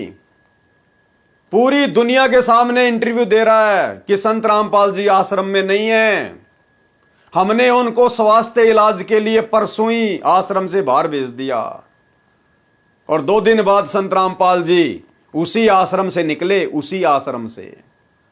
तो भाई और बहनों, पूरी प्लानिंग थी ये प्रशासन को भड़काने की। भाई, जब प्रशासन संत रामपाल जी के भाई से इस प्रकार की बात सुनेगा कि संत रामपाल जी आश्रम में नहीं है, तो पुलिस प्रशासन विचार करेगा कि हम तो 10 दिन से धारा 144 लगाकर पड़े हैं, आश्रम के बाहर एक चिड़िया का बच्चा भी नहीं जा सकता, फिर संत रामपाल जी कैसे चले गए? और संत रामपाल जी का भाई यदि ऐसी बात बोल रहा है, ऐसा इंटरव्यू दे रहा है, तो जरूर कोई ना कोई गड़बड़ है। तो पुलिस वालों को जबरदस्ती आश्रम के ऊपर अटैक करने के लिए इस महेंद्र भगोड़े ने प्रेरित किया। क्या जरूरत थी उसको झूठ बोलने की? सब कुछ ये काल करवा रहा था इन लोगों के माध्यम से, सब कुछ काल। देखिए उसका इंटरव्यू। हमारे साथ संत रामपाल जी के भाई महेंद्र दास भी मौजूद हैं। इनसे जानेंगे, महेंद्र दास जी, अचानक से हालात काफी बिगड़ते नजर आ रहे हैं, तो ऐसे तो काफी नुकसान होने की आशंका है। ऐसा हम तो शांतिपूर्ण तरीके से बैठे हैं, अपने आश्रम के अंदर हैं, और ये बल प्रयोग करना चाहते हैं, हमें नाजायज तंग कर रहे हैं। लेकिन आश्रम के लोग भी जैसे टकराव की स्थिति में नजर आ रहे हैं, तो क्या कोई बीच का रास्ता नहीं निकल सकता? बीच का तो यही है कि माननीय न्यायाधीश को चाहिए कि अपने पर विचार करे। हमको डकैत नहीं है, इतना बड़ा ये केस नहीं है, एक कोर्ट की अवमानना केस उन्होंने खुद बनाया और खुद सुन रहे हैं, इसमें न्याय की उम्मीद है। लेकिन जिस तरह से पुलिस कह रही है यहाँ तो गिरफ्तारी करनी पड़ेगी क्योंकि हाई कोर्ट के आदेश हैं, तो क्या संत रामपाल आत्मसमर्पण कर सकते हैं? अब वो यहाँ है ही नहीं, स्वास्थ्य इलाज करवा रहे हैं, बाहर गए हैं, उनको बाहर शिफ्ट कर दिया हमने परसों। अब वो यहाँ है ही नहीं, स्वास्थ्य इलाज करवा रहे हैं, बाहर गए हैं, उनको बाहर शिफ्ट कर दिया हमने परसों। अब वो यहाँ है ही नहीं, स्वास्थ्य इलाज करवा रहे हैं, बाहर गए हैं, उनको बाहर शिफ्ट कर दिया हमने परसों।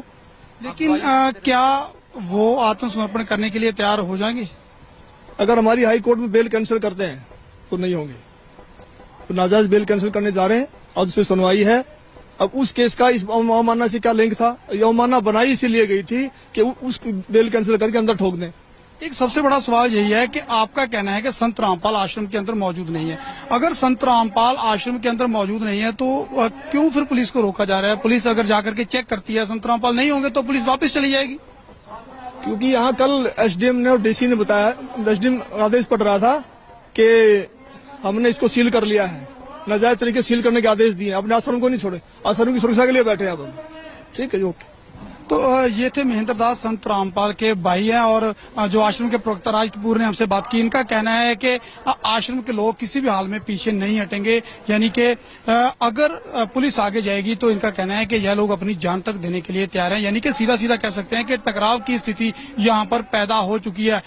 अब देखना होगा कि ऐसे हालातों में आखिर इस मामले का निपटारा कैसे होगा, कैसे हाईकोर्ट के आदेश का पालन होगा और कैसे हो पाएगी संत रामपाल की गिरफ्तारी। तो भाई और बहनों, ये बहुत बड़ा षड्यंत्र था। ये तो दया बख्शी सतगुरु रामपाल जी भगवान ने, जो विश्व की सबसे बड़ी घटना को सबसे छोटी कर दिया। अन्यथा यहां तो महाभारत होना था, महाभारत। आगे बताएंगे आपको कैसे होना था। तो इतनी लंबी लंबी फेंकने वाले गुरुजी के परिवार वाले, इसके लिए चाहे जेल जाना पड़े, चाहे पुलिस के डंडे खाने पड़े, चाहे कुर्बानी देनी पड़े, उल्टे कदम नहीं हटाएंगे और भाग गए, भगोड़े बन के घूमते रहे। फिर दिनांक 14 जुलाई 2014 को प्रदर्शन करने का समिति का कार्यक्रम निर्धारित था, जिसके लिए सर्व सदस्यों ने निश्चित समय पर रोहतक पहुंचना था। दिनांक 11 जुलाई 2014 को पता चला कि संत रामपाल जी महाराज की पेशी वीडियो कॉन्फ्रेंस के द्वारा हिसार कोर्ट में हो सकती है। तब राष्ट्रीय समाज सेवा समिति द्वारा कुछ सदस्यों को हिसार कोर्ट में भेजा गया। फिर हिसार कोर्ट में भेज दिया गया मनमाने तरीके से। अपने कमांडों को, अपने लोगों को अपनी मनमानी करते हुए संत रामपाल जी से पूछे बिना काल प्रेरणा से हिसार कोर्ट में काफी संख्या में भक्तों को भेज दिया गया, जब पता चला कि संत रामपाल जी की हिसार कोर्ट में पेशी हो सकती है। जैसा कि पूर्व में लिखा है कि इस समिति में संत रामपाल जी महाराज के शिष्य भी सदस्य हैं, जिन्होंने बताया कि संत रामपाल जी महाराज को आज तक सरकार ने कोई सुरक्षा नहीं दी। ये संत रामपाल जी को परमात्मा मान रहे हैं क्या? अरे इनके लेख बता रहे हैं, इनके हाथों से लिखी गई ये लेख नहीं बता रही है। इन्होंने क्या समझा संत रामपाल जी को? 20-20 साल से उनके साथ में रह के, सार नाम तक लेके, केवल मानुष सरकार के आगे हाथ फैला रहे हैं संत रामपाल जी को सुरक्षा देने के लिए। अरे आदमी है क्या? इंसान है क्या? जीव है क्या? मां के गर्भ से जेल में लिपट के आया है क्या तुम्हारे जैसा? इनको सुरक्षा की जरूरत नहीं है। ये पूरी दुनिया को सुरक्षा देते हैं, पूरी दुनिया को। तीनों लोकों में प्रवेश करके सबका भरण पोषण करने वाले असली विष्णु यही हैं। अग्नि तनुरसी विष्णवे तवा सोमस्य तनुरसी, कबीर अंगारी हसी बंबारी हसी सवर ज्योति रित धाम हसी। ये है वो कबीर परमात्मा जो सबकी ढाल है। और तुम नालायकों इन 2 कोड़ी के राजनेताओं से भीख मांग रहे हो संत रामपाल जी की सुरक्षा के लिए। इस अजन्मा स्वयंभू परमात्मा की मृत्यु की तुम्हें चिंता सता रही है। यह होता है गुरु को मानुष मानना। इसलिए भाई और बहनों, ये जितने भी बंदूकें थी, जितने भी हथियार थे, ये सब के सब इन मनवस लोगों ने, सतलोक आश्रम मैनेजमेंट हरियाणा वालों ने, गुरुदेव के भाई ने, इन्हीं लोगों ने अपनी तरफ से ये पूरी व्यवस्था कर रखी थी। जो बॉडीगार्ड आपको गुरुजी के आगे पीछे दिखाई देते थे, 15, 20, 25, ये सब के सब लोग गुरु को मानुष मानते थे। और इन्होंने इतने सारे बॉडीगार्डों के हथियारों की व्यवस्था इसलिए नहीं कर रखी थी कि संत रामपाल जी से इनको प्यार था, नहीं। ये संत रामपाल जी को मानुष मानकर उनको जीवित रखना चाहते थे, ताकि संत रामपाल जी हैं तो धंधा है, संत रामपाल जी हैं तो भगत हैं, और भगत हैं तो दान धर्म है, पैसा है और हमारी मौज मस्ती है। जब संत रामपाल जी नहीं रहेंगे तो फिर हमें कौन पैसा देगा? केवल अपने स्वार्थ के लिए। और गुरु को मानुष मानकर ही इस प्रकार की घटनाओं को अंजाम दिया जा सकता है। अन्यथा जो परमात्मा तीनों लोकों में सर्वश्रेष्ठ सर्वशक्तिमान, उनको किसी के बॉडीगार्ड की आवश्यकता है क्या? उनको सुरक्षा कर्मियों की आवश्यकता है क्या? लेकिन ये सारा का सारा प्रबंध ये काल प्रेरणा से ये सतलोक आश्रम मैनेजमेंट हरियाणा वाले ही किया करते थे। तो यहां सरकार के आगे भीख मांग रहे हैं, भीख। जिन्होंने बताया कि संत रामपाल जी महाराज को आज तक सरकार ने कोई सुरक्षा नहीं दी है, माननीय हाईकोर्ट के आदेश के पश्चात भी सुरक्षा मुहैया नहीं कराई गई। भाई क्यों कराएंगी सरकार? अरे सरकार तो काल प्रेरणा से चलती है, सरकार तो ज्योति निरंजन के अधीन है, सरकार तो वहां पर जाती है, वहां पर सुरक्षा मुहैया करवाती है जहां पर सरकार का कोई फायदा हो। तो सरकार को पता था कि संत रामपाल जी ना तो कोई राजनीतिक व्यक्ति हैं, ना किसी राजनेता को अपने आसपास में फटकने देते हैं, ना अपने भक्तों को राजनीति करने का आदेश देते हैं, ना किसी को वोट डालने का आदेश देते हैं, ना किसी राजनीतिक पार्टी का कोई समर्थन करते हैं। तो संत रामपाल जी तो राजनीतिक लोगों के मतलब के नहीं थे।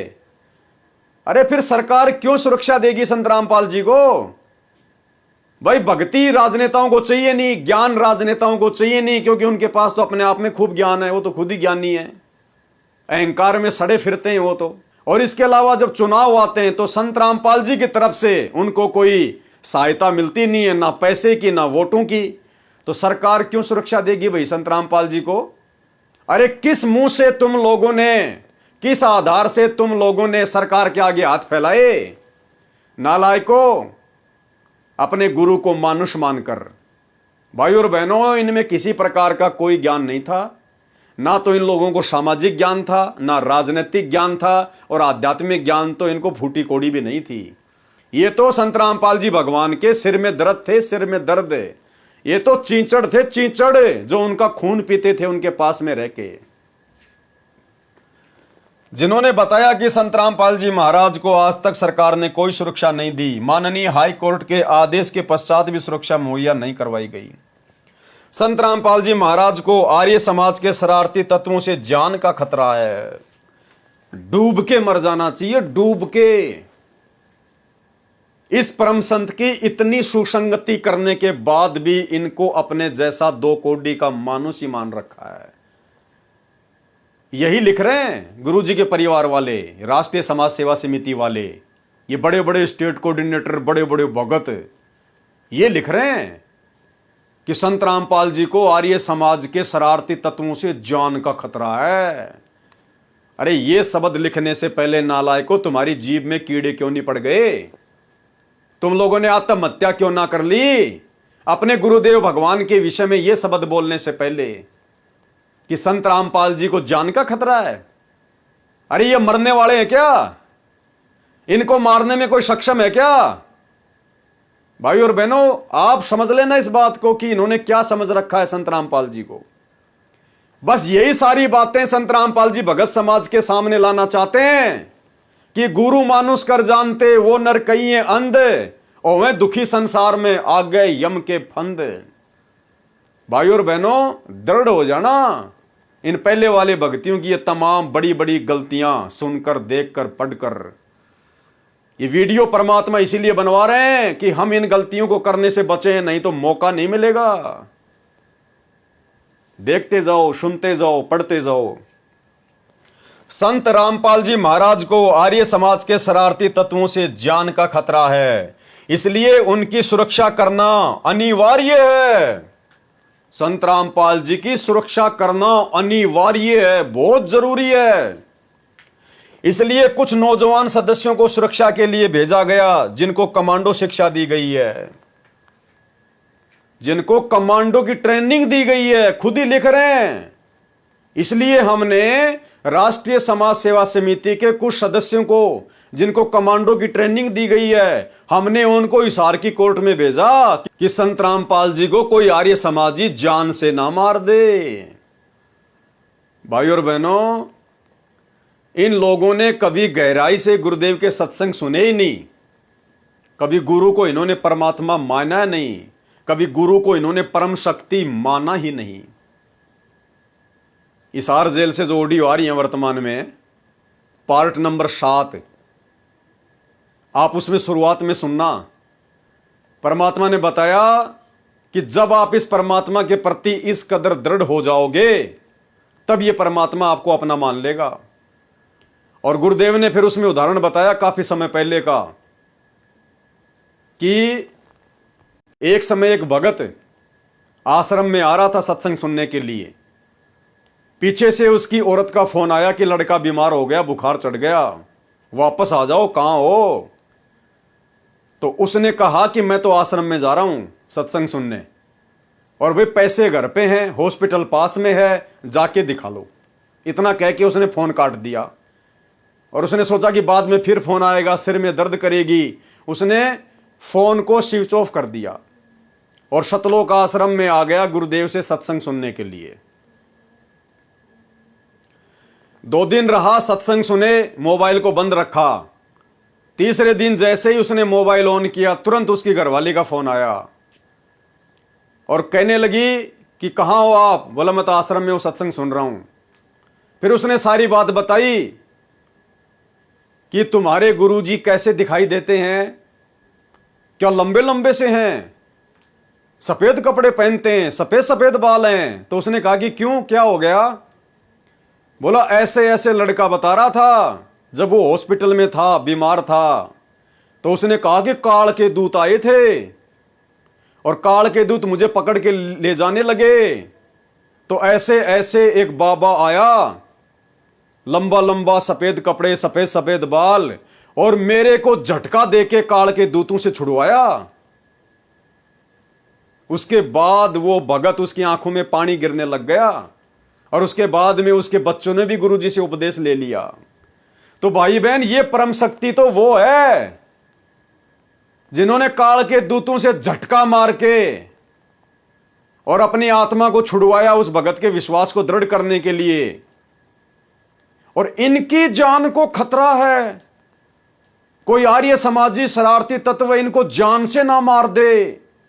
खुद भी राष्ट्रीय समाज सेवा समिति वाले भी गुरुजी की सुरक्षा में लगे हुए हैं और सरकार से भी उनके लिए सुरक्षा मांगी जा रही है। तो भाई और बहनों, विचार कर लेना, इन 30-30 साल से, 20-20 साल से भगत बन के भक्ति कर रहे भगतों की वास्तव में असलियत क्या है? ये केवल गुरुजी को मानुष ही मानते हैं, गुरुजी के ज्ञान के आसपास भी नहीं है। सुनिए परमात्मा के मुख कमल से ये सत्संग। नुकता ये भी होता है, जैसे एक भक्त ने बताया था कि मैंने नाम लिए 2-4 महीने हुए थे, घरवाली को पता लग चुका था, रो गए, थोड़ी बहुत खवास होनी हो ही जाती थी। एक दिन मैं सत्संग में आने लग रहा था, रास्ते में फोन आया, 10-11 की बात, इकलौता बेटा बीमार हो गया बहुत सख्त, कहा हो जल्दी आओ। मैंने कहा वैसे तुम्हारे पास है, हॉस्पिटल बिल्कुल साथ है, वहां दिखा लो, डॉक्टर ने इलाज करना, पैसे शुरू है, मैं जा रहा हूँ सत्संग। बस वाला की उल्टे सुलटी बात सुना, मैंने फोन काट दिया, मैं आ गया पास में, मैंने फोन बंद रखा। अगले दिन फोन खोला, उसी टाइम फोन आया कि लड़का ठीक हो गया, तो चमत्कार हो गया, डॉक्टर भी हैरान है, ये हो कैसे बेहतर हो। तो राहत की सांस ली। फिर मैं जब वहां गया तो फिर मैं पूछा कि तुम्हारे गुरुजी कैसे हैं, क्या सफेद कपड़े पहनते हैं, लंबे से हैं, सिर पे सफेद बाल हैं?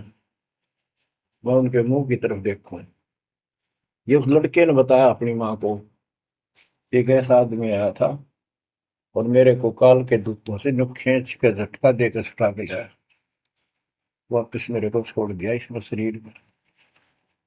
तो मेरी आंखों से पानी पड़ा और वो भी ने बोली हम भी चल रहे, वहां जाए, सारे परिवार में दीक्षा बोल। उसके बाद इन्होंने उस लड़के का 4 साल हो गए, बुखार नहीं चढ़ा। बच्चों, इसको कहते हैं नुकते ऊपर ही जगह रे कोटी करो, जब जा तुम्हारे। संत रामपाल जी महाराज को आर्य समाज के शरारती तत्वों से जान का खतरा है, इसलिए उनकी सुरक्षा करना अनिवार्य है। इसलिए कुछ नौजवान सदस्यों को सुरक्षा के लिए भेजा गया, जिनको कमांडो शिक्षा दी गई है। वो कमांडो बचाएंगे। वो 2 कोडी के 2 रोटी ज्यादा खा लें तो पेट में दर्द हो जाता है, तुरंत दौड़ के लैट्रिन में जाना पड़ता है, तब जाके उनको शांति मिलती है। वो 2 कोडी के सदस्य, वो कमांडो, वो बचाएंगे संत रामपाल जी को। क्योंकि हरियाणा पुलिस पर हमें कोई विश्वास नहीं है। कुछ भगत जो समिति के सदस्य हैं, वे स्वयं की इच्छा से तथा भावनावश अपने अपने परिजनों सहित संत जी के दर्शनार्थ गए थे। अरे तुम कहीं तो लिख रहे हो कि वो संत रामपाल जी की सुरक्षा के लिए गए थे, कमांडो ट्रेनिंग वाले। यहां लिख रहे हो कि उनके दर्शनों के लिए गए थे। नालायको, तुम्हारा कोई स्टैंड भी है या नहीं है? दिनांक 14/7/2014 से कुछ दिन पहले एक अफवाह फैली कि संत रामपाल जी महाराज को तथा अन्य भक्तों को जो मुकदमा नंबर 198/2006 में नामजद हैं, 14/7/2014 को सेशन जज गिरफ्तार कराकर जेल में भिजवाएगा, क्योंकि सेशन जज को हाईकोर्ट के माननीय भ्रष्ट जज श्री सतीश कुमार मित्तल का स्पष्ट आदेश है कि इन्होंने 30 लाख प्लस 20 लाख प्लस 10 लाख अर्थात 60 लाख रुपए देने से इनकार किया है, जिस कारण से हाईकोर्ट के भ्रष्ट जजों को हिस्सा नहीं मिल सका। इसलिए श्री एस के मित्तल जज ने कहा कि इस मुकदमे में शीघ्र सजा सुना दो। मैं श्री एस के मित्तल हाईकोर्ट में तुम्हारे खिलाफ की गई शिकायतों पर कोई कार्रवाई नहीं होने दूंगा। इन्होंने क्यों भेजे वो कमांडो हिसार कोर्ट में? ये कह रहे हैं कि अफवाह फैली, यानी उड़ती उड़ती सी बात आई कि हाई कोर्ट के जज संत रामपाल जी को सजा देने के लिए और हिसार कोर्ट के जज को आदेश दे चुके हैं कि उनको आते ही गिरफ्तार कर लो और उनको जेल भेज दो। इसलिए हमने संत रामपाल जी को जेल जाने से बचाने के लिए और वो कमांडो की जो ट्रेनिंग दी गई थी कुछ लोगों को, उनको हमने हिसार कोर्ट में भेजा संत रामपाल जी की सुरक्षा के लिए। बताओ भाई और बहनों, जब कोर्ट आदेश दे देगा कि भाई आपके ऊपर ये मुकदमा जो है फाइनल हो चुका है, आपको इतने महीने की सजा हो गई है, उसके बाद वो प्रशासन से पंगा लेंगे। वो भगत जो खरीद के काले कपड़े पहन के जबरदस्ती कमांडो बने हुए थे, वो फिर प्रशासन से पंगा लेंगे, वहां पर संत रामपाल जी को जेल जाने से रोकेंगे वो। ये है इनकी मंदबुद्धि, इनकी छोटी सोच, इनकी घटिया सोच। यहां पर ये स्पष्ट करना चाहेंगे कि दिनांक 14/7/2014 को सर्व सदस्य सिर पर कफन बांध कर गए थे। सुनते जाना भाई और बहनों, सुनते जाना, आंखें खोल लेना। ये भगत नहीं, भेड़िए हैं, भेड़िए। सतलोक आश्रम मैनेजमेंट हरियाणा वाले ये भक्ति करने के मकसद से नहीं जुड़े हुए हैं, ये संत रामपाल जी को बदनाम करवाने के लिए जुड़े थे। उनके इस मार्ग को, उनके मिशन को बर्बाद करवाने के लिए काल प्रेरणा से उनके भगत के रूप में आए थे। ये क्या लिख रहे हैं, ये शब्द ध्यान से देख लेना। यहां पर ये स्पष्ट करना चाहेंगे, यहां पर यह स्पष्ट करना चाहेंगे, अर्थात आज हम अपने दिल की बात बोलना चाहेंगे। क्या कि दिनांक 14/7/2014 को सर्व सदस्य यानी सर्व राष्ट्रीय समाज सेवा समिति वाले, गुरुजी के परिवार वाले, सतलोक आश्रम मैनेजमेंट हरियाणा वाले सिर पर कफन बांध कर गए थे, सिर पर कफन बांध कर गए थे। यदि सेशन जज ये नालायकी कर देता, यानी गुरुजी को सजा सुना देता, तो उस दिन कई हजार सदस्यों का बलिदान होना था। उस दिन कई हजार भक्तों को मौत के घाट उतर जाना था। ये हैं बड़े बड़े भक्तों के बड़े बड़े सुविचार। अब आप देख लो, ये भगत थे या फिर ये भगत सिंह थे? ये संत रामपाल जी के भगत नहीं थे, ये काल भगवान के भगत सिंह थे। भगत सिंह हिंसा का मार्ग। अरे तुमसे तो महात्मा गांधी लाख गुना अच्छा था नालायको, जो ना भगत था ना जिसको तत्व ज्ञान था। वो भी आजीवन अहिंसा के मार्ग पर चला, अहिंसा के मार्ग पर। और हिंसा करने वाले चंद्रशेखर और भगत सिंह का कभी उसने सपोर्ट नहीं किया। और तुम नालायको संत रामपाल जी के भगत होकर और यहां मरने मारने की बात कर रहे हो। अरे ये मनुष्य शरीर तो गुरुदेव की भक्ति करने के लिए मिला है, व्यर्थ में बलिदान देने के लिए नहीं मिला। नालायको क्या लिख रहे हो तुम? क्या तुमने यह भी नहीं सोचा कि आगे चलकर जब हमारे भगत भाई बहन जब इनको पढ़ेंगे तो क्या सोचेंगे हमारे बारे में? पूरी तरह से काल प्रेरित थे भाई बहनों, पूरी तरह से। कह रहे हैं अगर उस दिन वो सेशन जज अगर सजा सुना देता तो हजारों भक्तों का बलिदान होना था, हजारों भक्तों को मौत के घाट उतरना था, यानी मरते मारते लड़ते। भाई और बहनों, इसीलिए दास आप लोगों को बार बार बोलता है कि इस बरवाला कांड में तो ट्रकों के ट्रक लाशों के भरने थे, ट्रकों के ट्रक। काल ने जिस प्रकार से अपनी प्लानिंग कर रखे थी इन लोगों के माध्यम से, ये तो समरस शक्ति बैठी थी हल्के में टाल दिया, हल्के में। अन्यथा इन सतलोक आश्रम मैनेजमेंट हरियाणा वालों ने तो इस कदल काल प्रेरित होकर हजारों भक्तों को मरवाने का षड्यंत्र रच रखा था। अब सोचिए, ये हमारे गुरु भाई हैं या फिर ये दुश्मन हैं। यदि सेशन जज ये नालायकी कर देता तो उस दिन कई हजार सदस्यों का बलिदान होना था। संत को गिरफ्तार करना तो दूर की बात है, यदि उंगली भी कर दी जाती तो कई हजार सदस्य कुर्बानी देने के लिए टूट पड़ते और कोहराम मच जाता। हम किसी को मारेंगे नहीं, परंतु स्वयं मरने से पीछे नहीं हटेंगे। हम किसी को मारेंगे नहीं, लेकिन स्वयं मरने से पीछे नहीं हटेंगे। अरे भैया, जब आमने सामने की लड़ाई होती है ना, तो कोई ये नहीं सोचता कि मैं मारे जाऊं, मेरे ही लट पड़े जाएं। वो हमने देख लिया बरवाला कांड में किस प्रकार से तुम लोग उन पुलिस वालों को पत्थर मार मार के पीट रहे थे। तुम लोग मार खाने वाले में से नहीं हो, तुम लोग तो मारने वालों में से हो, काल के कसाई। क्या लिख रहे हैं भाई और बहनों, पढ़ लो।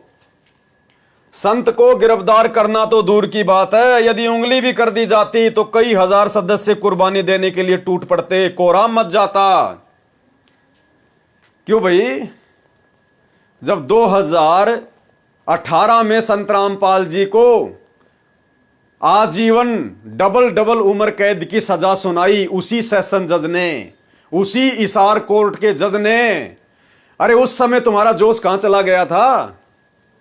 उस समय तुम्हारी मर्दानगी कहां चली गई थी? कोहराम क्यों नहीं मचाया? कुर्बानियां क्यों नहीं दी? अरे बताओ।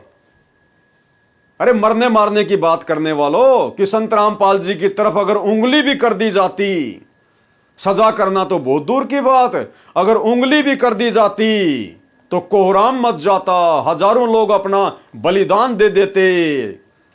भैया 2018 में उसी हिसार कोर्ट में उसी सेशन जज ने संत रामपाल जी को डबल आजीवन उम्र कैद की सजा सुना दी। उस समय तुम कहां चूड़ियां पहन के बैठे हुए थे? उस समय तो तुम भगोड़े बन के घूम रहे थे, तुम्हारी पुलिस के सामने आने की हिम्मत भी नहीं थी। यह होता है भाई और बहनों काल प्रेरणा। करनी तज कथनी कथय अज्ञानी दिन रात, कुत्ते ज्यों भौंकत फिरे सुनी सुनाई बात है। और परमात्मा कहते हैं कथनी के सूरे गणे और कथय अटंबर ज्ञान, और बाहर जवाब आवे नहीं लीद करे मैदान। ये लीद कर गए 2018 में। ये सतलोक आश्रम वाले, गुरु जी के परिवार वाले, स्टेट कोऑर्डिनेटर, ये कथनी के सूरे, ये 2018 में लीद कर गए, गधे की तरह लीद कर गए। ये दिखाई भी नहीं दिए कहां है, चूड़ियां पहन के घूम रहे थे भगोड़े बन के, और यहां बड़ी बड़ी बातें फेंक रहे हैं कि संत रामपाल जी की तरफ यदि किसी ने उंगली भी कर दी तो कोहराम मचा देंगे। 18 में कहां गए थे? कौन से बिल में घुस रहे थे? भाई और बहनों, ये भक्तों की भाषा नहीं है। हमारे गुरु जी की तरफ उंगली भी कर दी तो कोहराम मचा देंगे, हजारों भगत बलिदान दे देंगे। अरे क्या समझा फिर तुमने अपने गुरुदेव भगवान को? अरे फिर इनका तो कोई रोल ही नहीं है, इनका तो फिर कोई मतलब ही नहीं रह गया। सारा सब कुछ तुम हो, परम शक्ति तुम हो, ठेकेदार तुम हो, सब कुछ करने वाले तुम हो। गुरुजी तो फिर खाली एक चिड़ी का बच्चा बन के रह गया। तुम ही सारा ठेका ले रहे हो कि इनकी तरफ यदि किसी ने उंगली भी कर दी तो। भाई और बहनों, कुछ नहीं मानते थे ये गुरुजी को। वास्तव में चीचड़ थी, चीचड़। आश्रम में संत रामपाल जी इन लोगों से महादुखी थे, महादुखी। और भाई और बहनों, यही कारण था बरवाला कांड में संत रामपाल जी के चुपचाप रहने का। अन्यथा इस परम शक्ति के रहते सहते तो हजार काल मिलकर भी बरवाला में आश्रम की एक ईंट भी नहीं उखाड़ सकते थे। लेकिन ये परमात्मा चुप रहा, क्योंकि ये जो गंदगी, ये जो बदबू, उनके बेटा बेटी, भाई बंधु, रिश्तेदार, ये कोऑर्डिनेटर, ये आश्रम के बड़े बड़े भगत, ये जो गंदगी जमा हो चुकी थी, इनके मार्ग में आगे चल के बहुत ज्यादा बदबू फैला देती। इसलिए परमात्मा ने इनके काले चेहरे आज वर्तमान में सात संगति के माध्यम से और इन्हीं के द्वारा लिखित पुस्तकों के माध्यम से संगत में उजागर करवाने नितांत आवश्यक थे, ताकि आने वाली पीढ़ियां जब इनके कुकर्म को पढ़ें, देखें, इनके आचार विचार व्यवहार को देखें, गुरुजी को लेकर इनकी क्या दृष्टि थी, क्या इनकी सोच थी, क्या ये गुरु को मानते थे, तो आने वाले भगत, आने वाली पीढ़ियां सावधान हो जाएं कि भैया भगतों के चक्कर में नहीं पड़ना चाहिए। अरे वो बड़े बड़े बड़े बड़े समझे जाने वाले भगत जब ऐसे थे, तो बताओ वर्तमान में हम किस पे यकीन करें, क्यों करें? जब यकीन करने के लिए हमारा गुरु है, गुरु का ज्ञान है, सत्संग है, तो हमें किसी और की आवश्यकता क्या है? तो भाइयों और बहनों, आज इनका काला चेहरा, आज इनके कुविचार, इनके घटिया आचरण जो आज से पहले छुपे पड़े थे, दबे पड़े थे, आज परमात्मा ने उजागर करवा दी, उजागर, ताकि आगे चलकर हम कोई गलती ना कर बैठें और इन लोगों के झांसे में आने से बचें। इन आश्रमों से अपना नाता तोड़ें, अपने घर को आश्रम बनाएं, ज्ञान को आधार बनाएं और गुरु जी को भगवान बनाएं और मर्यादा में रहकर भक्ति करें। संत को गिरफ्तार करना तो दूर की बात है, यदि उंगली भी कर दी जाती तो कई हजार सदस्य कुर्बानी देने के लिए टूट पड़ते और कोराम मच जाता। हम किसी को मारेंगे नहीं, परंतु स्वयं मरने से पीछे नहीं हटेंगे। तो भाइयों और बहनों, आज के इस वीडियो में परमात्मा के आशीर्वाद से केवल इतना ही। और चलते चलते आपको बरवाला कांड के समय जो टीवी चैनल लाइव डिबेट चला रहे थे, पूरा का पूरा बवंडर देश दुनिया को दिखा रहे थे, कमांडो वाला बाबा, कमांडो वाला बाबा, और राष्ट्रीय समाज सेवा समिति के लोगों को बैठाकर भी लाइव डिबेट में उनके विचार जानना चाह रहे थे, और भी 4-5 लोगों को बैठाकर रखते थे जो लोग इन मामलों के जानकार होते थे, एक आध कोई धर्म गुरु भी था। और भाइयों और बहनों, आप जिस वीडियो को देख लेना, इस वीडियो में सतलोक आश्रम की तरफ से भगत राम अवतार दास हिसार हरियाणा वाला और रवीश कुमार जो पत्रकार था वो इंटरव्यू ले रहा था, और किस प्रकार से उन लोगों ने अपने अपने विचार व्यक्त किए।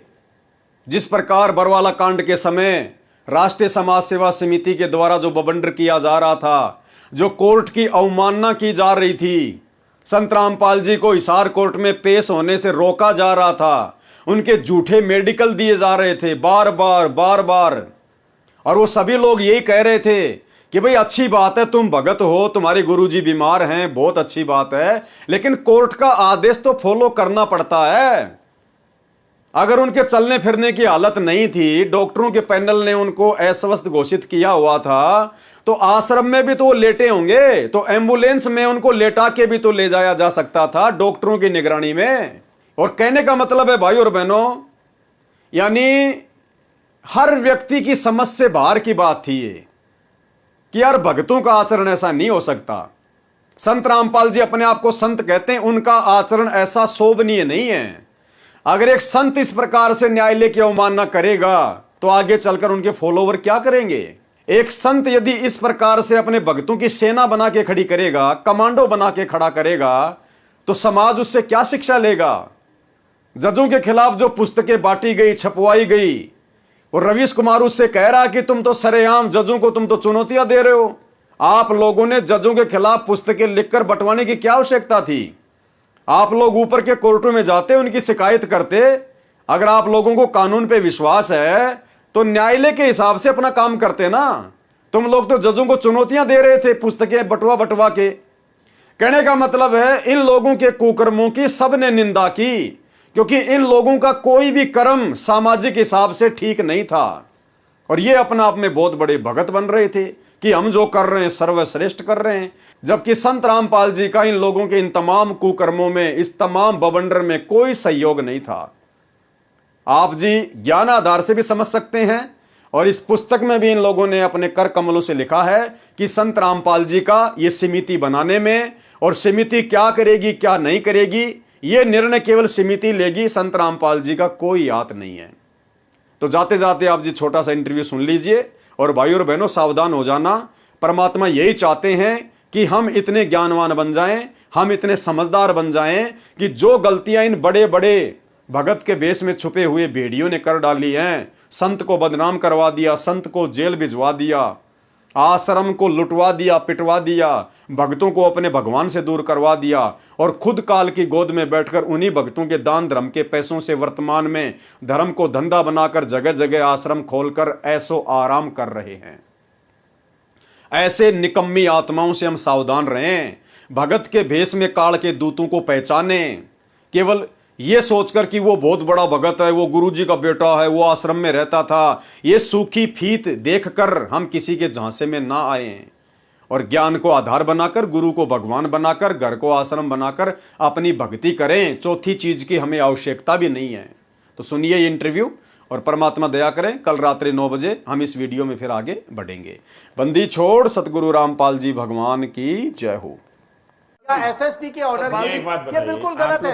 हरियाणा सरकार सिर्फ आप जजों के खिलाफ किताब छपवाने कर रही है और हाईकोर्ट के आदेश के अनुसार और आज भी हम कहते हैं कि जो भ्रष्ट जज है उनके खिलाफ हमारा संघर्ष है, यही अपराध है सर, इसी अपराध की सजा भुगत रहे हैं। कोर्ट आप अदालत में लड़िए ना। अगर कोई जज भ्रष्ट है तो आप अदालत में लड़िए। आप जज के बारे में आप किताबें छपवा कर भेजेंगे, बांटेंगे, तो इसका मतलब आप चुनौती दे रहे हैं ना। आप भी तो चुनौती दे रहे हैं। इसको आप चुनौती बीमारी की आड़ में आप चुनौती दे रहे हैं। फिर बीमारी ये सर 2006 से चल रहा है हमारा जज के खिलाफ। अब पुस्तक अपने आप नहीं छपवाई हमने। जब हमारे से पैसे मांगे गए गुप्ता द्वारा, सुनील गुप्ता द्वारा, जो मुझे नहीं मालूम, आप नाम नहीं ले सकते यहाँ पे। हाँ, मुझे नाम नहीं ले सकते, मुझे नहीं मालूम आप सच बोल रहे हैं कौन सा। चलो जिसने मांगे उसके खिलाफ हमने पुस्तक में नाम दिया, एविडेंस दिए सरकार के पास, प्रधानमंत्री के पास 10 लाख एफिडेविट भेजे हमने पिछले 3 महीने पहले, और उसी की सजा का हमें भुगतना। कोर्ट ऑफ कंटेम्प्ट का केस क्या है?